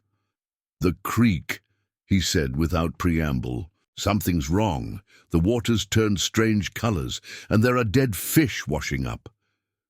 We raced to Willow Creek, and I felt sick at what we found. The normally clear water had a milky, chemical appearance, and dozens of fish floated belly up. Along the banks, the contamination appeared to start right at the boundary with Pinewood Estates. "Don't touch the water," I warned Miguel, already pulling out my phone to call environmental emergency services. While waiting for officials to arrive, I took samples of the water in clean mason jars and photographed the dead wildlife. The smell was acrid, chemical, not natural pollution. I led him to the shed, explaining our careful chemical management practices as we walked. When I opened the secured cabinet, he examined the containment system, checking it against current regulations. "Everything looks up to code here," he admitted, making notes. "Better than most farms I inspect, honestly. My grandfather was ahead of his time on safety," I explained. He believed farmers should be the first environmentalists, not the enemies of conservation. Perkins smiled slightly. "Wish more farmers thought that way." He hesitated, then added in a lower voice, "Between us, we've had a flood of complaints about properties along Willow Creek lately, all conveniently filed right after you stood up to Olympus development. Shocking coincidence," I remarked dryly. He snorted. "Yeah. Quite the coincidence." He stamped my inspection form and handed me a copy. "You're all clear. Sorry for the interruption. To your planting." As he turned to leave, he paused. "My father was a farmer before development pushed him out of Maplewood County. Sure would be nice to see someone hold the line for once." After he departed, I returned to my tractor with a renewed sense of purpose. Not everyone in the county administration was in Olympus's pocket. That afternoon, I met Calvin at the county archives, housed in the basement of the old library building. Mabel Johnson, the county clerk who had helped me previously, was waiting for us with several large leather-bound volumes already on a research table. "I pulled everything we have on land transfers in your area from 1930 to 1960, she explained. "If this Martinsville Land Holdings ever owned your property, it would be documented here." For the next 3 hours, we meticulously combed through property records, dust tickling our noses as we turned brittle pages containing the county's history. Finally, Calvin found something. "Here's a reference to Martinsville Land Holdings," he said, pointing to an entry from 1943. "They did purchase a large tract from the Edwards estate that year." My heart sank momentarily, but Mabel was already shaking her head. "That's not your family's property, Tucker. That land is northwest of your farm. It's now the Riverview Industrial Park." Calvin studied the records carefully. "The legal description confirms it. Martinsville never owned the parcel that became the Holloway farm." He photographed the pages with his phone. "This directly contradicts what Olympus is claiming in court." "There's more," Mabel said, opening another volume. "I found the original sale from the Edwards family to your grandfather in 1952. Look at the survey description. The boundaries described matched exactly what we'd been claiming all along, with Willow Creek serving as the eastern border of the property. There was no ambiguity in the documents. So Olympus is just fabricating their claim entirely," I said, anger mixing with relief. "It appears so," Calvin agreed. "And this is exactly the kind of definitive evidence Judge Abernathy is looking for." As we were finishing, my phone buzzed with a text from Frank. "Check the Gazette website. Breaking news about Olympus." I pulled up the site on my phone to find a headline that made my jaw drop. "State investigation launched into Olympus development business practices." The article, written by Sarah Lewis, detailed how the State Attorney General's office had opened An investigation into Olympus development following multiple complaints about their land acquisition tactics across several counties. The fire on my property was mentioned, along with similar incidents in neighboring Greenfield County where homeowners had reported harassment and fraudulent property claims. "This changes the landscape completely," Calvin said, reading over my shoulder. "If Olympus is under state investigation, local officials will be much more cautious about supporting their projects." As we left the archives with copies of the relevant documents, I felt a glimmer of hope. Perhaps the tide was turning. That hope was short-lived.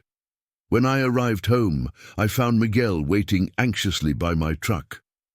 "The creek," he said without preamble. "Something's wrong. The water's turned strange colors, and there are dead fish washing up." We raced to Willow Creek, and I felt sick at what we found.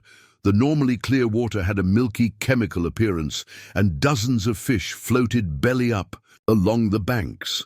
The contamination appeared to start right at the boundary with Pinewood Estates. "Don't touch the water," I warned Miguel, already pulling out my phone to call environmental emergency services. While waiting for officials to arrive, I took samples of the water in clean mason jars and photographed the dead wildlife. The smell was acrid, chemical, not natural pollution. Within an hour, a hazmat team from the State Environmental Agency was on site, testing the water and tracing the contamination upstream. Their preliminary findings confirmed my suspicions.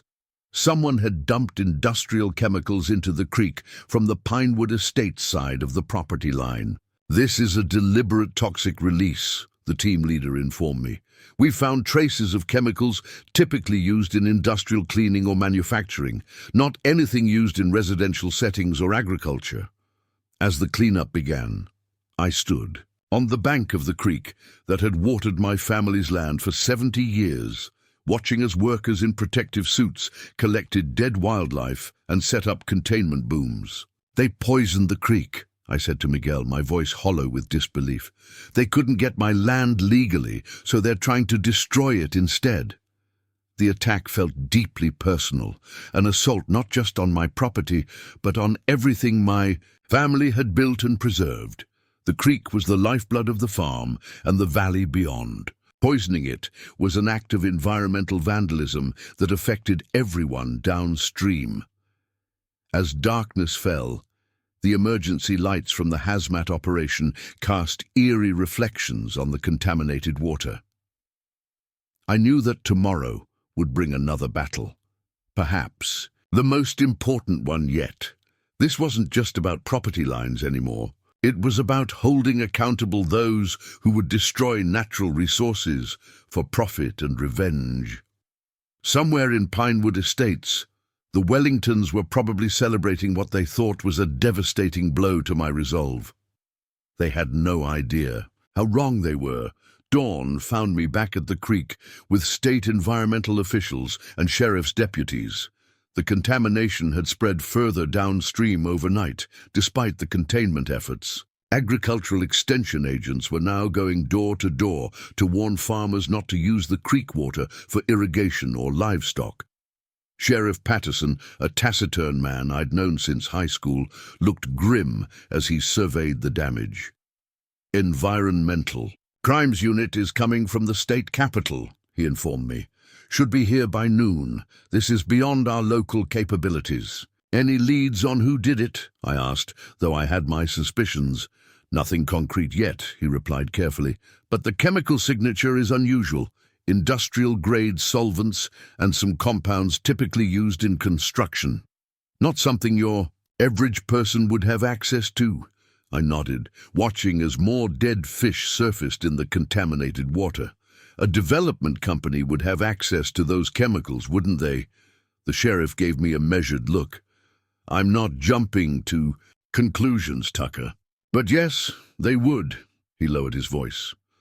"I know about your situation with Olympus. Just so we're clear, I don't have any financial ties to them, unlike some folks in the county." That was reassuring. At least the sheriff's office wasn't compromised. One more thing, he added, glancing around to ensure we weren't overheard. Judge Fleming recused himself from all matters involving Olympus yesterday afternoon. Word is, the State Judicial Ethics Committee contacted him after your attorney filed complaints about conflicts of interest. Another small victory, though it came too late to prevent the creek contamination. By mid-morning, the story had hit the news. Sarah Lewis from the Gazette was on site, photographing the cleanup operation and interviewing affected farmers. TV crews from Riverview and even the state capitol had set up on the road near my farm. The environmental crime had elevated our local property dispute to regional news. Calvin arrived around 11, looking uncharacteristically disheveled. I've been on the phone since 5 a.m., he explained. First with the State Environmental Agency, then with the Attorney General's office. They're extremely interested in the timing of this incident in relation to our court victories. Any response from Olympus or the Wellingtons? I asked. A carefully worded statement expressing shock and concern about the environmental incident and denying any involvement. Calvin's tone made it clear what he thought of their denial. They're also suggesting the contamination might have originated from agricultural chemicals on your property. That's absurd, I said, anger flaring. The environmental inspector just cleared my chemical storage yesterday. It's a standard deflection tactic, Calvin assured me, but it won't work this time. The chemical analysis clearly shows these aren't agricultural compounds. As we spoke, a convoy of vehicles arrived, unmarked SUVs with state government plates, followed by trucks carrying additional testing equipment. A woman in a crisp suit emerged from the lead vehicle and approached us. Mr. Holloway, I'm Special Agent Sophia Reyes, State Environmental Crimes Task Force. She flashed credentials. We'll need a complete statement from you about the discovery of the contamination and any relevant background.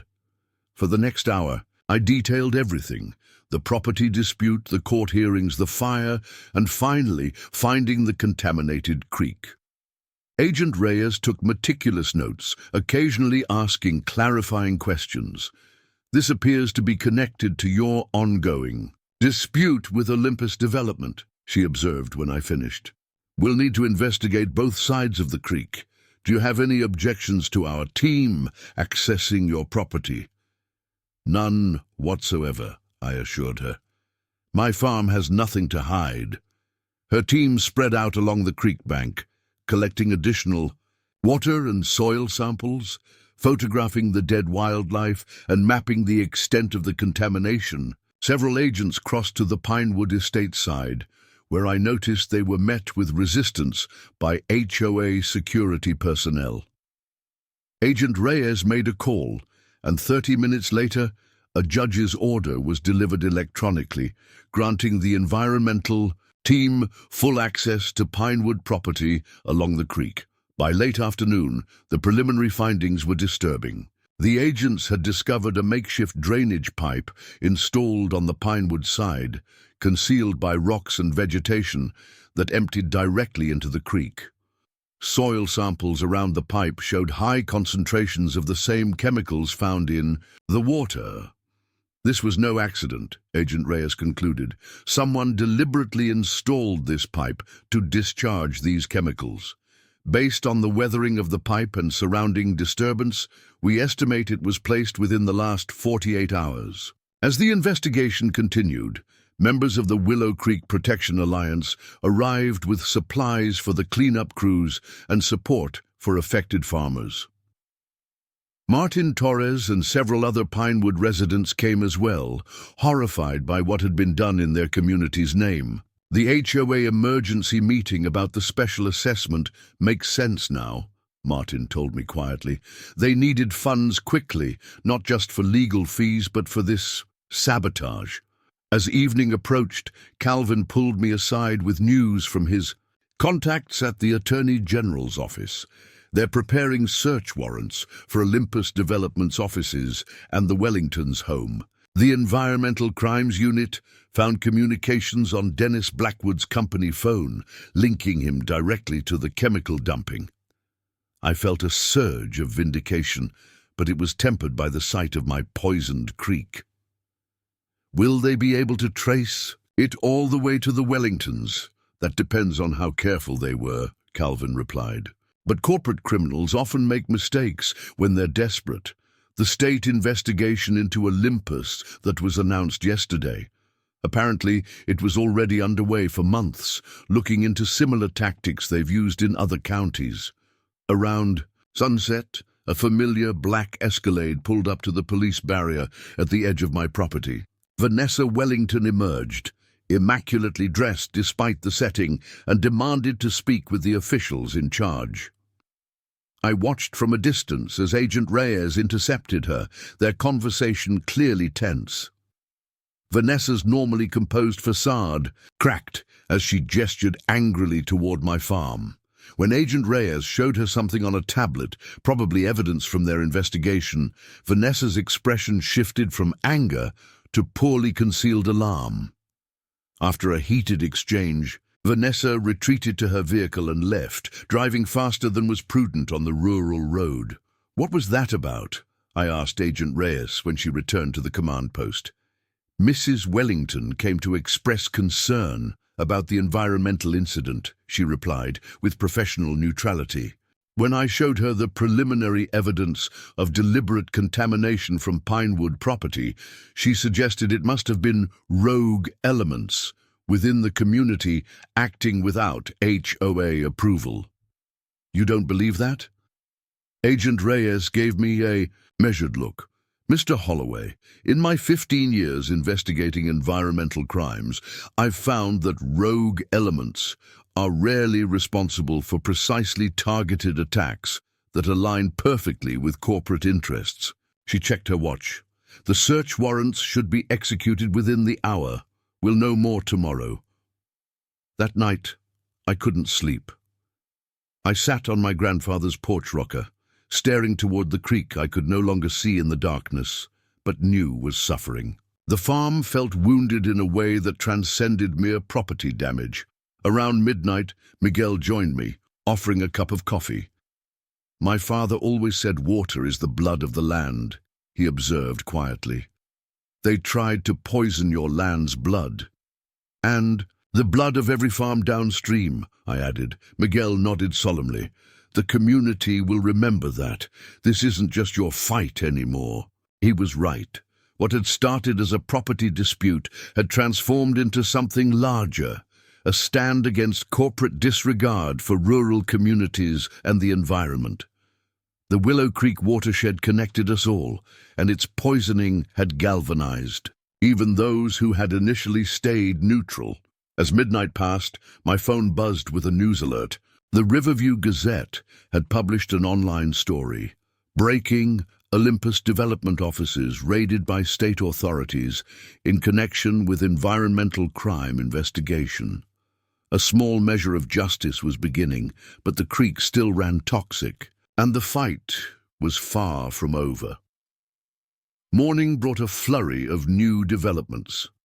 The local news stations had set up live broadcast positions along the road near my farm, their satellite trucks creating an impromptu media village. Reporters milled about at the police barricade, hoping for updates on the environmental investigation or statements from officials.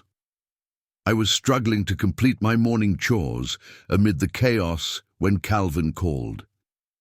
His voice carried an unmistakable note of triumph. "The raid on Olympus's offices yielded more than they expected," he reported. "They found internal communications discussing alternative strategies for acquiring your property if the legal approach failed. And there's a direct money trail linking the Wellingtons to the contractors who installed that drainage pipe." "So they have proof?" I asked, hardly daring to believe it. "Enough for the Attorney General to approve arrest warrants for Dennis Blackwood and 2 Olympus employees on environmental crimes charges. They're being executed this morning." I sat down on a hay bale, the weight of this news sinking in. "What about the Wellingtons?" "No warrants for them yet," Calvin replied. but they're definitely targets of the investigation. Senator Wellington's office issued a statement this morning announcing he's taking a leave of absence from his legislative duties to address a private family matter. After hanging up, I headed down to the creek where the cleanup operation continued. The state environmental team had constructed a series of complex filtration systems to treat the contaminated water before it reached farms downstream. Dead fish and wildlife were still being collected and catalogued as evidence. Agent Reyes spotted me and walked over, her expression grave but with a hint of satisfaction. "Mr. Holloway, we've made significant progress in the investigation. I wanted to update you personally before you hear it from the media." She confirmed what Calvin had told me about the arrests and added, "We've traced the chemicals to a construction supply company owned by Olympus Development's parent corporation. The same chemicals were found in Blackwood's vehicle and at a storage unit rented under his name."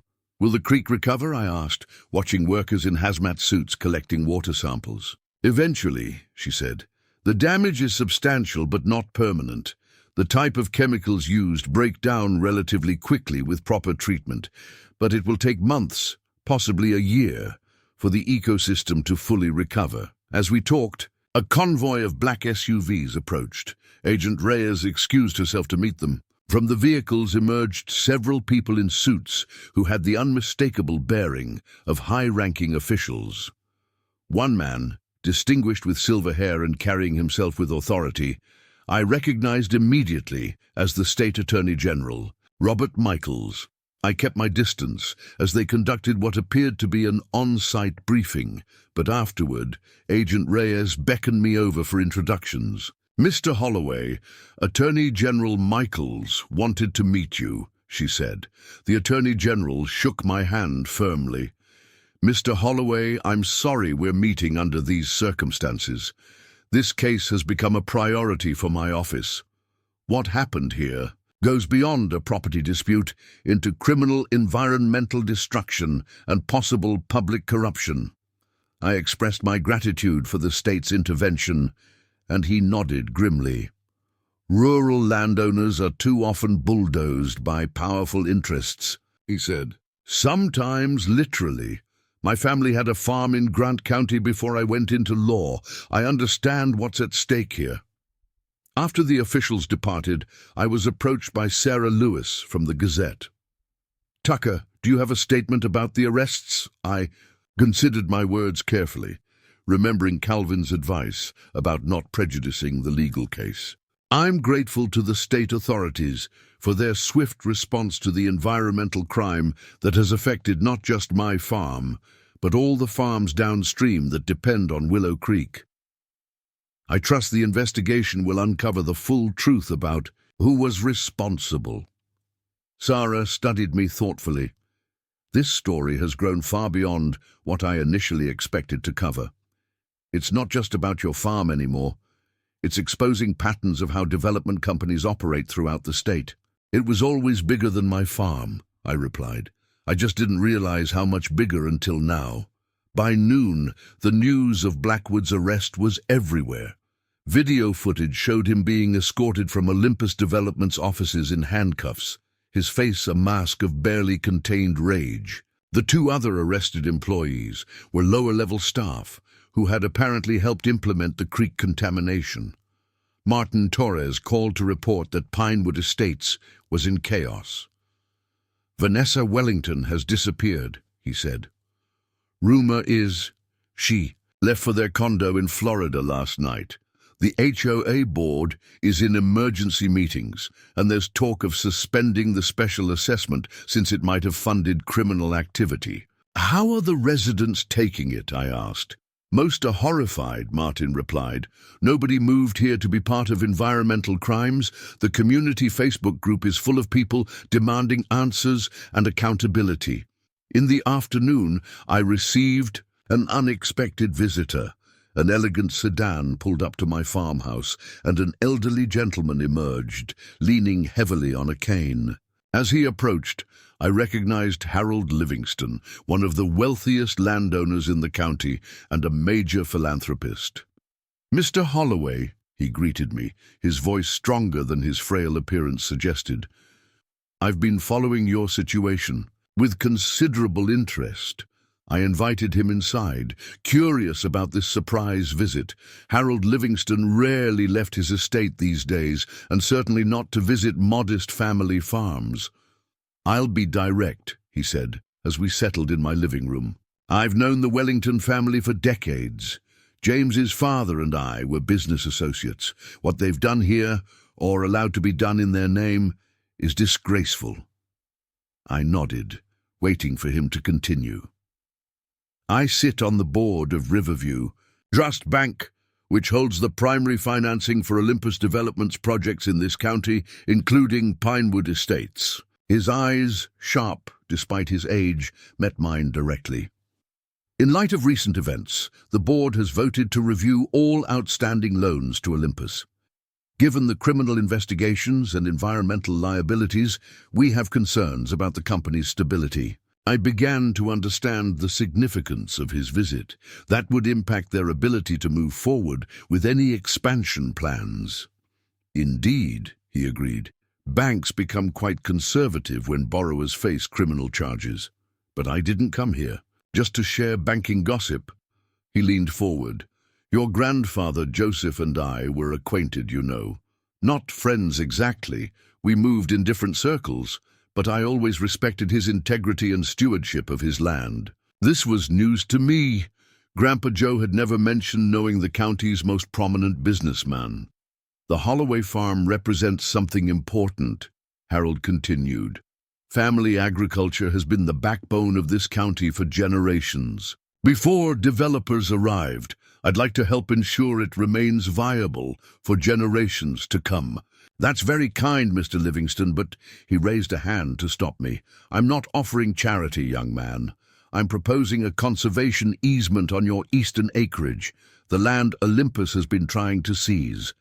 The Livingston Foundation would purchase development rights on those acres in perpetuity, ensuring they can never be developed, regardless of who owns the property in the future." I was stunned. Conservation easements were a legal tool to permanently protect land from development, while allowing traditional uses like agriculture to continue. The landowner retained ownership but received payment for the development rights, typically at near market values. The creek and watershed would be protected permanently, Harold explained. "You would continue farming as always, but with the security of knowing that no future developer could ever build there, even generations from now." As the implications sank in, I felt a rush of emotion. This would not only resolve the current crisis, but would honor my grandfather's legacy in perpetuity. "The Foundation's attorneys can work with your Mr. Peterson on the details," Harold continued. "I believe we can have paperwork ready before your next court date, effectively rendering Olympus's claims moot. Even if they somehow prevailed in court, they could never build on that land." After Harold left, I called Calvin immediately to relay the unexpected proposal. He was as surprised as I had been. "Livingston doesn't make offers like this lightly," he said. "This could be the perfect solution. It addresses the immediate threat while creating permanent protection for the creek." "What about the rest of the farms downstream?" I asked. "They're still vulnerable to similar tactics in the future." Calvin was quiet for a moment. "Perhaps we should discuss expanding the easement concept. If multiple landowners along the creek participated in a watershed protection easement, it would create a continuous protected corridor." For the first time since this ordeal began, I felt a sense of lasting hope. The creek might heal, the land would be protected, and justice seemed to be catching up with those who had tried to steal my heritage. But as evening fell and I walked my eastern field, surveying the environmental recovery efforts still underway, I couldn't shake the feeling that the Wellingtons wouldn't surrender so easily. The criminal investigation and potential conservation easement threatened not just their Wellington Lake project, but their reputation, political standing, and possibly their freedom.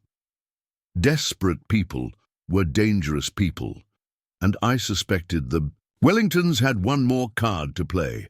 The next several days passed in a blur of activity. The environmental cleanup continued around the clock, with specialized equipment brought in from neighboring states.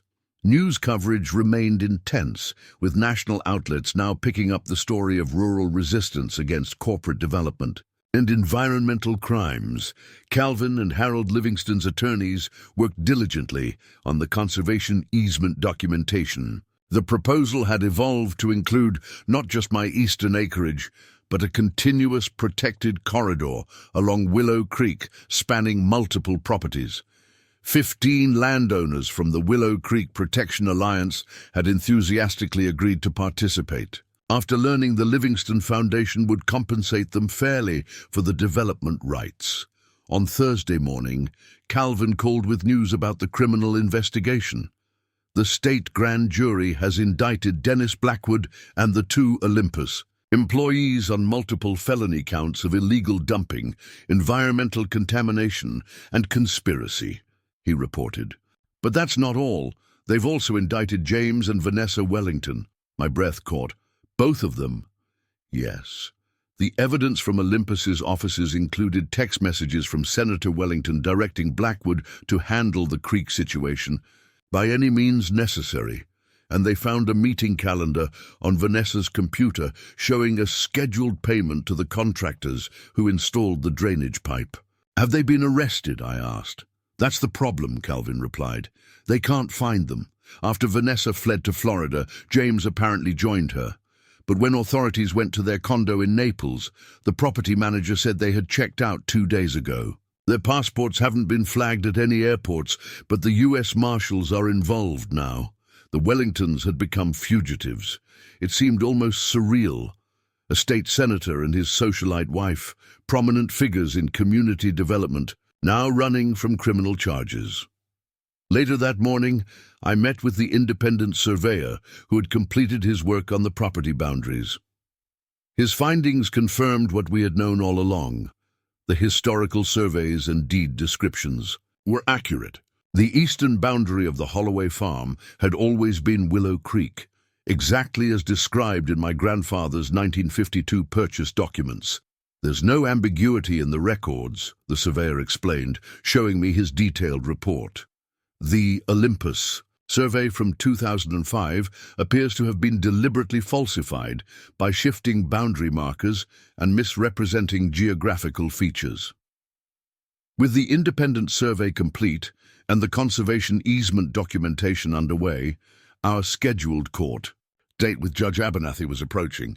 Calvin was confident we would prevail, given the overwhelming evidence in our favor, the criminal indictments against our opponents, and the surveyor's definitive report. Olympus's attorneys have requested a continuance, Calvin told me when we met to prepare. With their clients under indictment or missing, they're scrambling. Judge Abernathy denied the request, so we're still on for Monday morning. The weekend brought unexpected visitors to the farm. A convoy of vehicles from the Willow Creek Protection Alliance arrived Saturday morning. Farmers, their families, and even some Pinewood Estates residents who had joined our cause.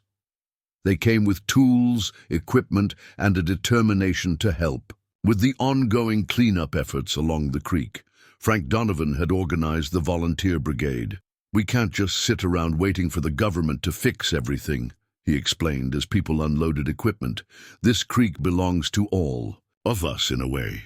For hours, they worked alongside the professional cleanup crews, removing debris, planting natural filters like cattails and water lilies, and establishing erosion controls along the banks. The state environmental team welcomed the help, training, volunteers on safe procedures and protective measures. Ellie Chen had brought seedlings from her organic nursery, native species that would help restore the damaged ecosystem. The chemicals are being neutralized, she explained as we planted saplings along the bank, But the biological recovery needs a jump start. Even Martin Torres and several Pinewood residents participated, working side by side with farmers they might never have met otherwise. The artificial boundary between the development and surrounding agricultural community seemed to dissolve as they shared a common purpose. During a lunch break, Martin pulled me aside. "There's been a major shake-up at Pinewood," he reported. "The HOA board has suspended operations pending a complete membership vote. Several board members resigned after learning about the Wellingtons' indictments." "What about the special assessment?" I asked. "Cancelled," he confirmed with satisfaction. "And there's talk of filing a class action lawsuit against Olympus for misrepresentation. People bought into Pinewood Estates for the rural setting and peaceful community, not to be unknowing participants in land theft and environmental crimes." By sundown, the volunteer effort had made remarkable progress. The creek banks looked more natural, with new plantings beginning to take hold and debris cleared away. It would take time for the ecosystem to fully recover, but the community's commitment to restoration was evident in every shovelful of soil and carefully placed seedling. As people began to depart, Harold Jenkins, the oldest farmer in our alliance, asked for everyone's attention. Standing near the creek bank, the 78-year-old's weathered face was solemn in the fading light. "Folks, I've lived in this valley my whole life," he began. "Seen a lot of changes, some good, some not so good. But what happened here? The poisoning of our creek, that's something I never thought I'd witness." He gestured toward the water, now running clearer than it had days before. "This creek connected us long before roads and telephones. Our grandparents watered their crops from it. Our parents swam in it, and we hoped our grandchildren would fish in it." Harold paused, emotion evident in his voice. What Olympus and the Wellingtons tried to do wasn't just against the law. It was against nature itself, against the bonds that hold a community together. But look what happened instead. He swept his arm to indicate the diverse group gathered around him. Farmers in worn work clothes, Pinewood residents in casual weekend attire, environmental workers in their agency uniforms. They thought they could divide us, rural versus town, farmer versus homeowner, old versus new. Instead, they united us. That creek they poisoned, it's flowing stronger now because we're standing together to protect it. A murmur of agreement rippled through the crowd. Tucker's grandfather used to say that land isn't really owned, it's borrowed from future generations, Harold continued. That conservation easement you're setting up, that's honoring that truth. You're making sure this watershed will be here long after all of us are gone. Frank called out, "To the Holloway farm and Willow Creek," raising his water bottle in a toast. Everyone joined in, an impromptu celebration of community resilience. As people departed, I felt a profound sense of gratitude. The fight wasn't over. The court hearing still loomed. The Wellingtons remained at large, and the creek's recovery had just begun. But something fundamental had shifted. This wasn't just my battle anymore. It had become a community's stand for its shared heritage and future. That night, sitting on my grandfather's porch, I found myself talking to him as if he were still there beside me. "You'd be proud of what happened today, Grandpa," I said to the evening air. "The creek brought people together, just like you always said it would." The peaceful moment was interrupted by my phone ringing. It was Sheriff Patterson, his voice tense. "Tucker, I thought you should know. The Wellingtons have been located. Their boat was intercepted by the Coast Guard trying to reach international waters from the Florida Keys. They're in federal custody now." "That's good news," I replied, relieved they hadn't escaped justice. "There's more," the sheriff continued. "When they searched the boat, they found documentation suggesting Olympus had plans for much more than just Pinewood Estates. They were targeting agricultural properties throughout the county for similar development schemes." After we hung up, I sat processing this information. The Wellingtons' attempt to seize my farm hadn't been an isolated incident. It was part of a larger strategy to systematically replace farmland with luxury developments across the entire region. The conservation easement we were creating wouldn't just protect my land and the creek, it would stand as a barrier against the spread of unchecked development throughout the valley. A line drawn not just for my family's legacy, but for an entire way of life.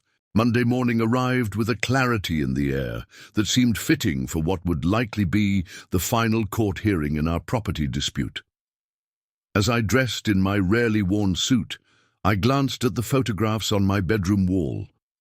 Generations of Holloways standing proud on this land. Whatever happened today, I knew we had already won something more valuable than a legal judgment.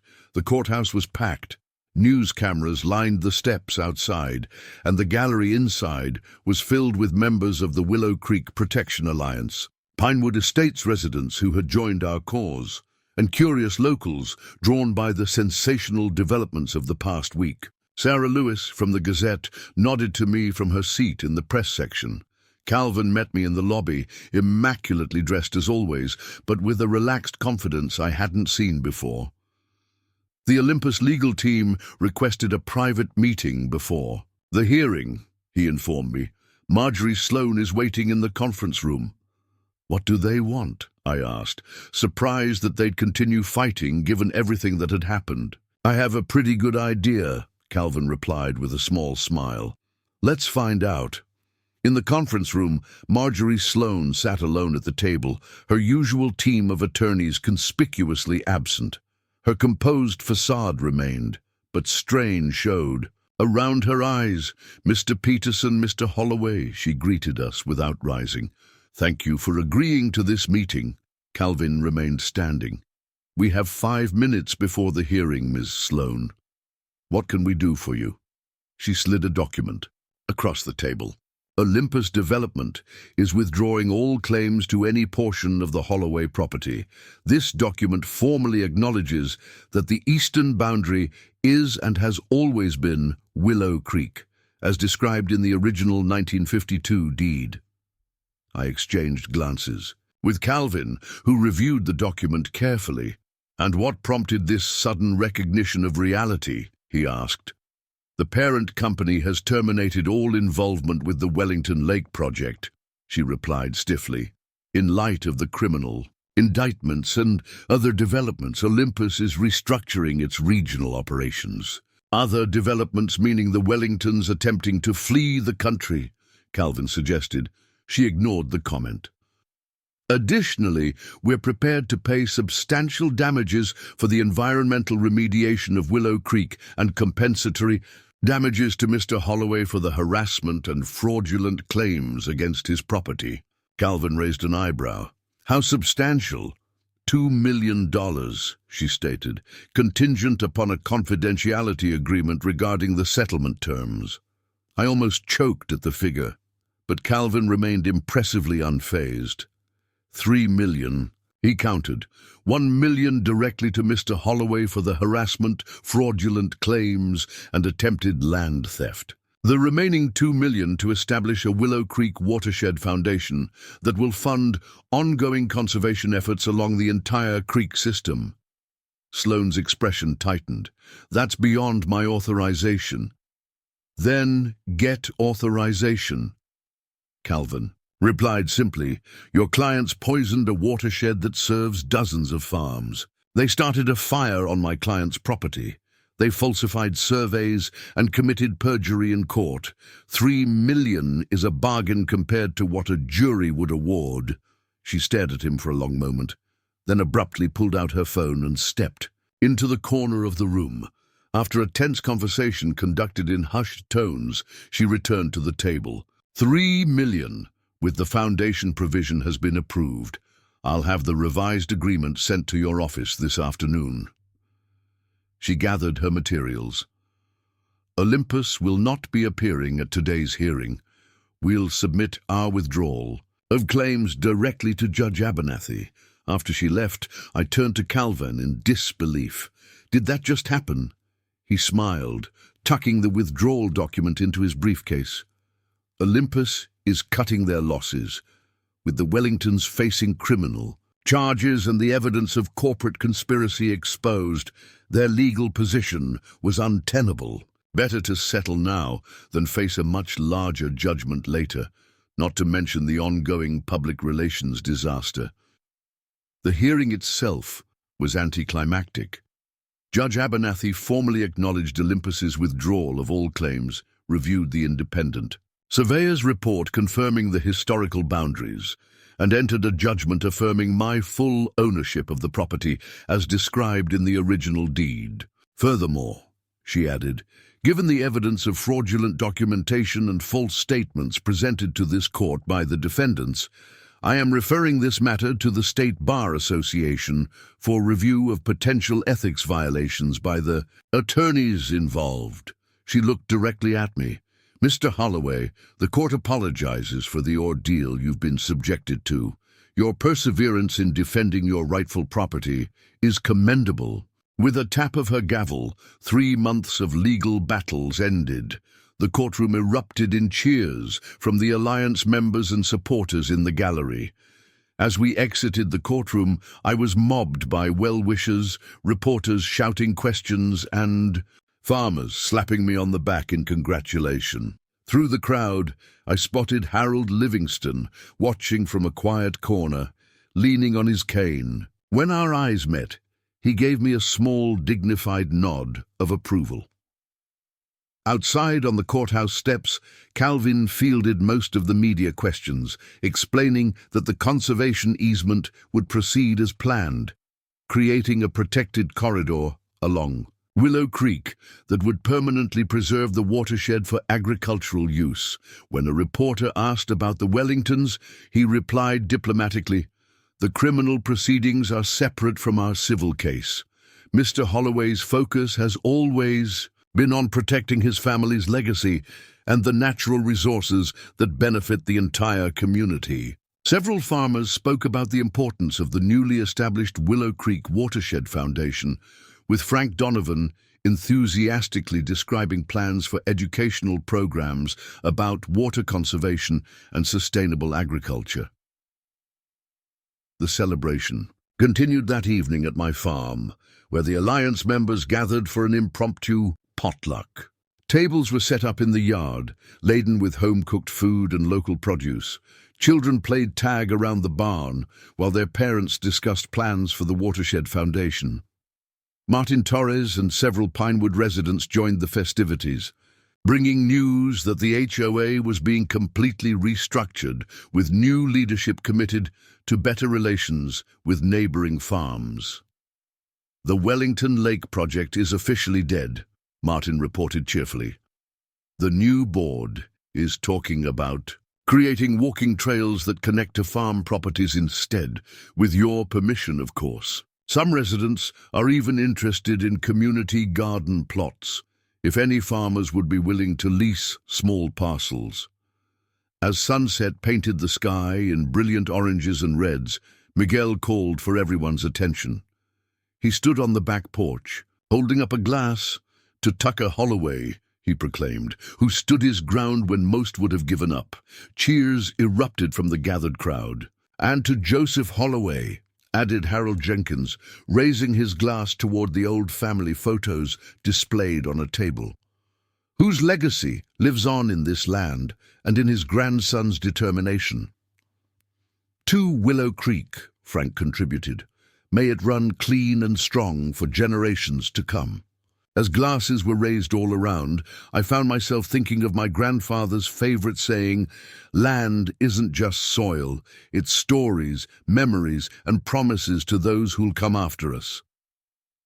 2 weeks later, on a perfect spring morning, I stood at the eastern edge of my property with Calvin, Harold Livingston, and representatives from the State Conservation Office. We were gathered for the official signing of the conservation easement documents that would permanently protect not just my eastern acreage, but a continuous corridor along Willow Creek spanning 17 properties.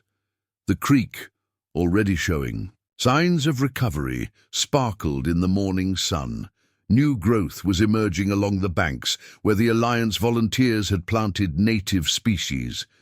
Nature was resilient when given the chance to heal.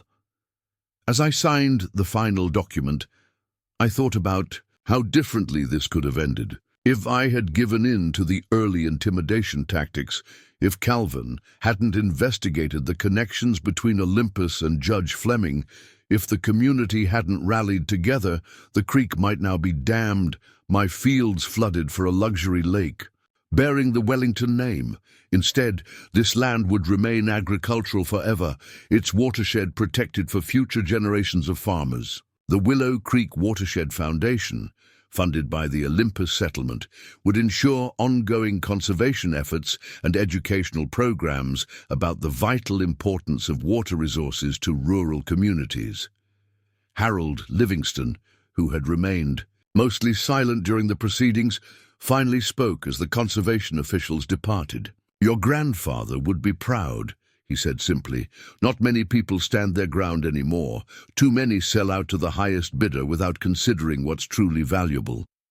I thought about the Wellingtons, now awaiting trial on multiple felony charges, their political and social standing destroyed by their own greed. They had seen my farm as nothing but acreage to be developed, dirt to be reshaped for profit. They had never understood what this land truly represented. As if reading my thoughts, Calvin remarked, "Some people see land as a commodity to be bought and sold. Others understand it's a heritage to be protected." That evening, I sat on my grandfather's porch as darkness settled over the fields. The same stars that had watched over generations of Holloways twinkled overhead.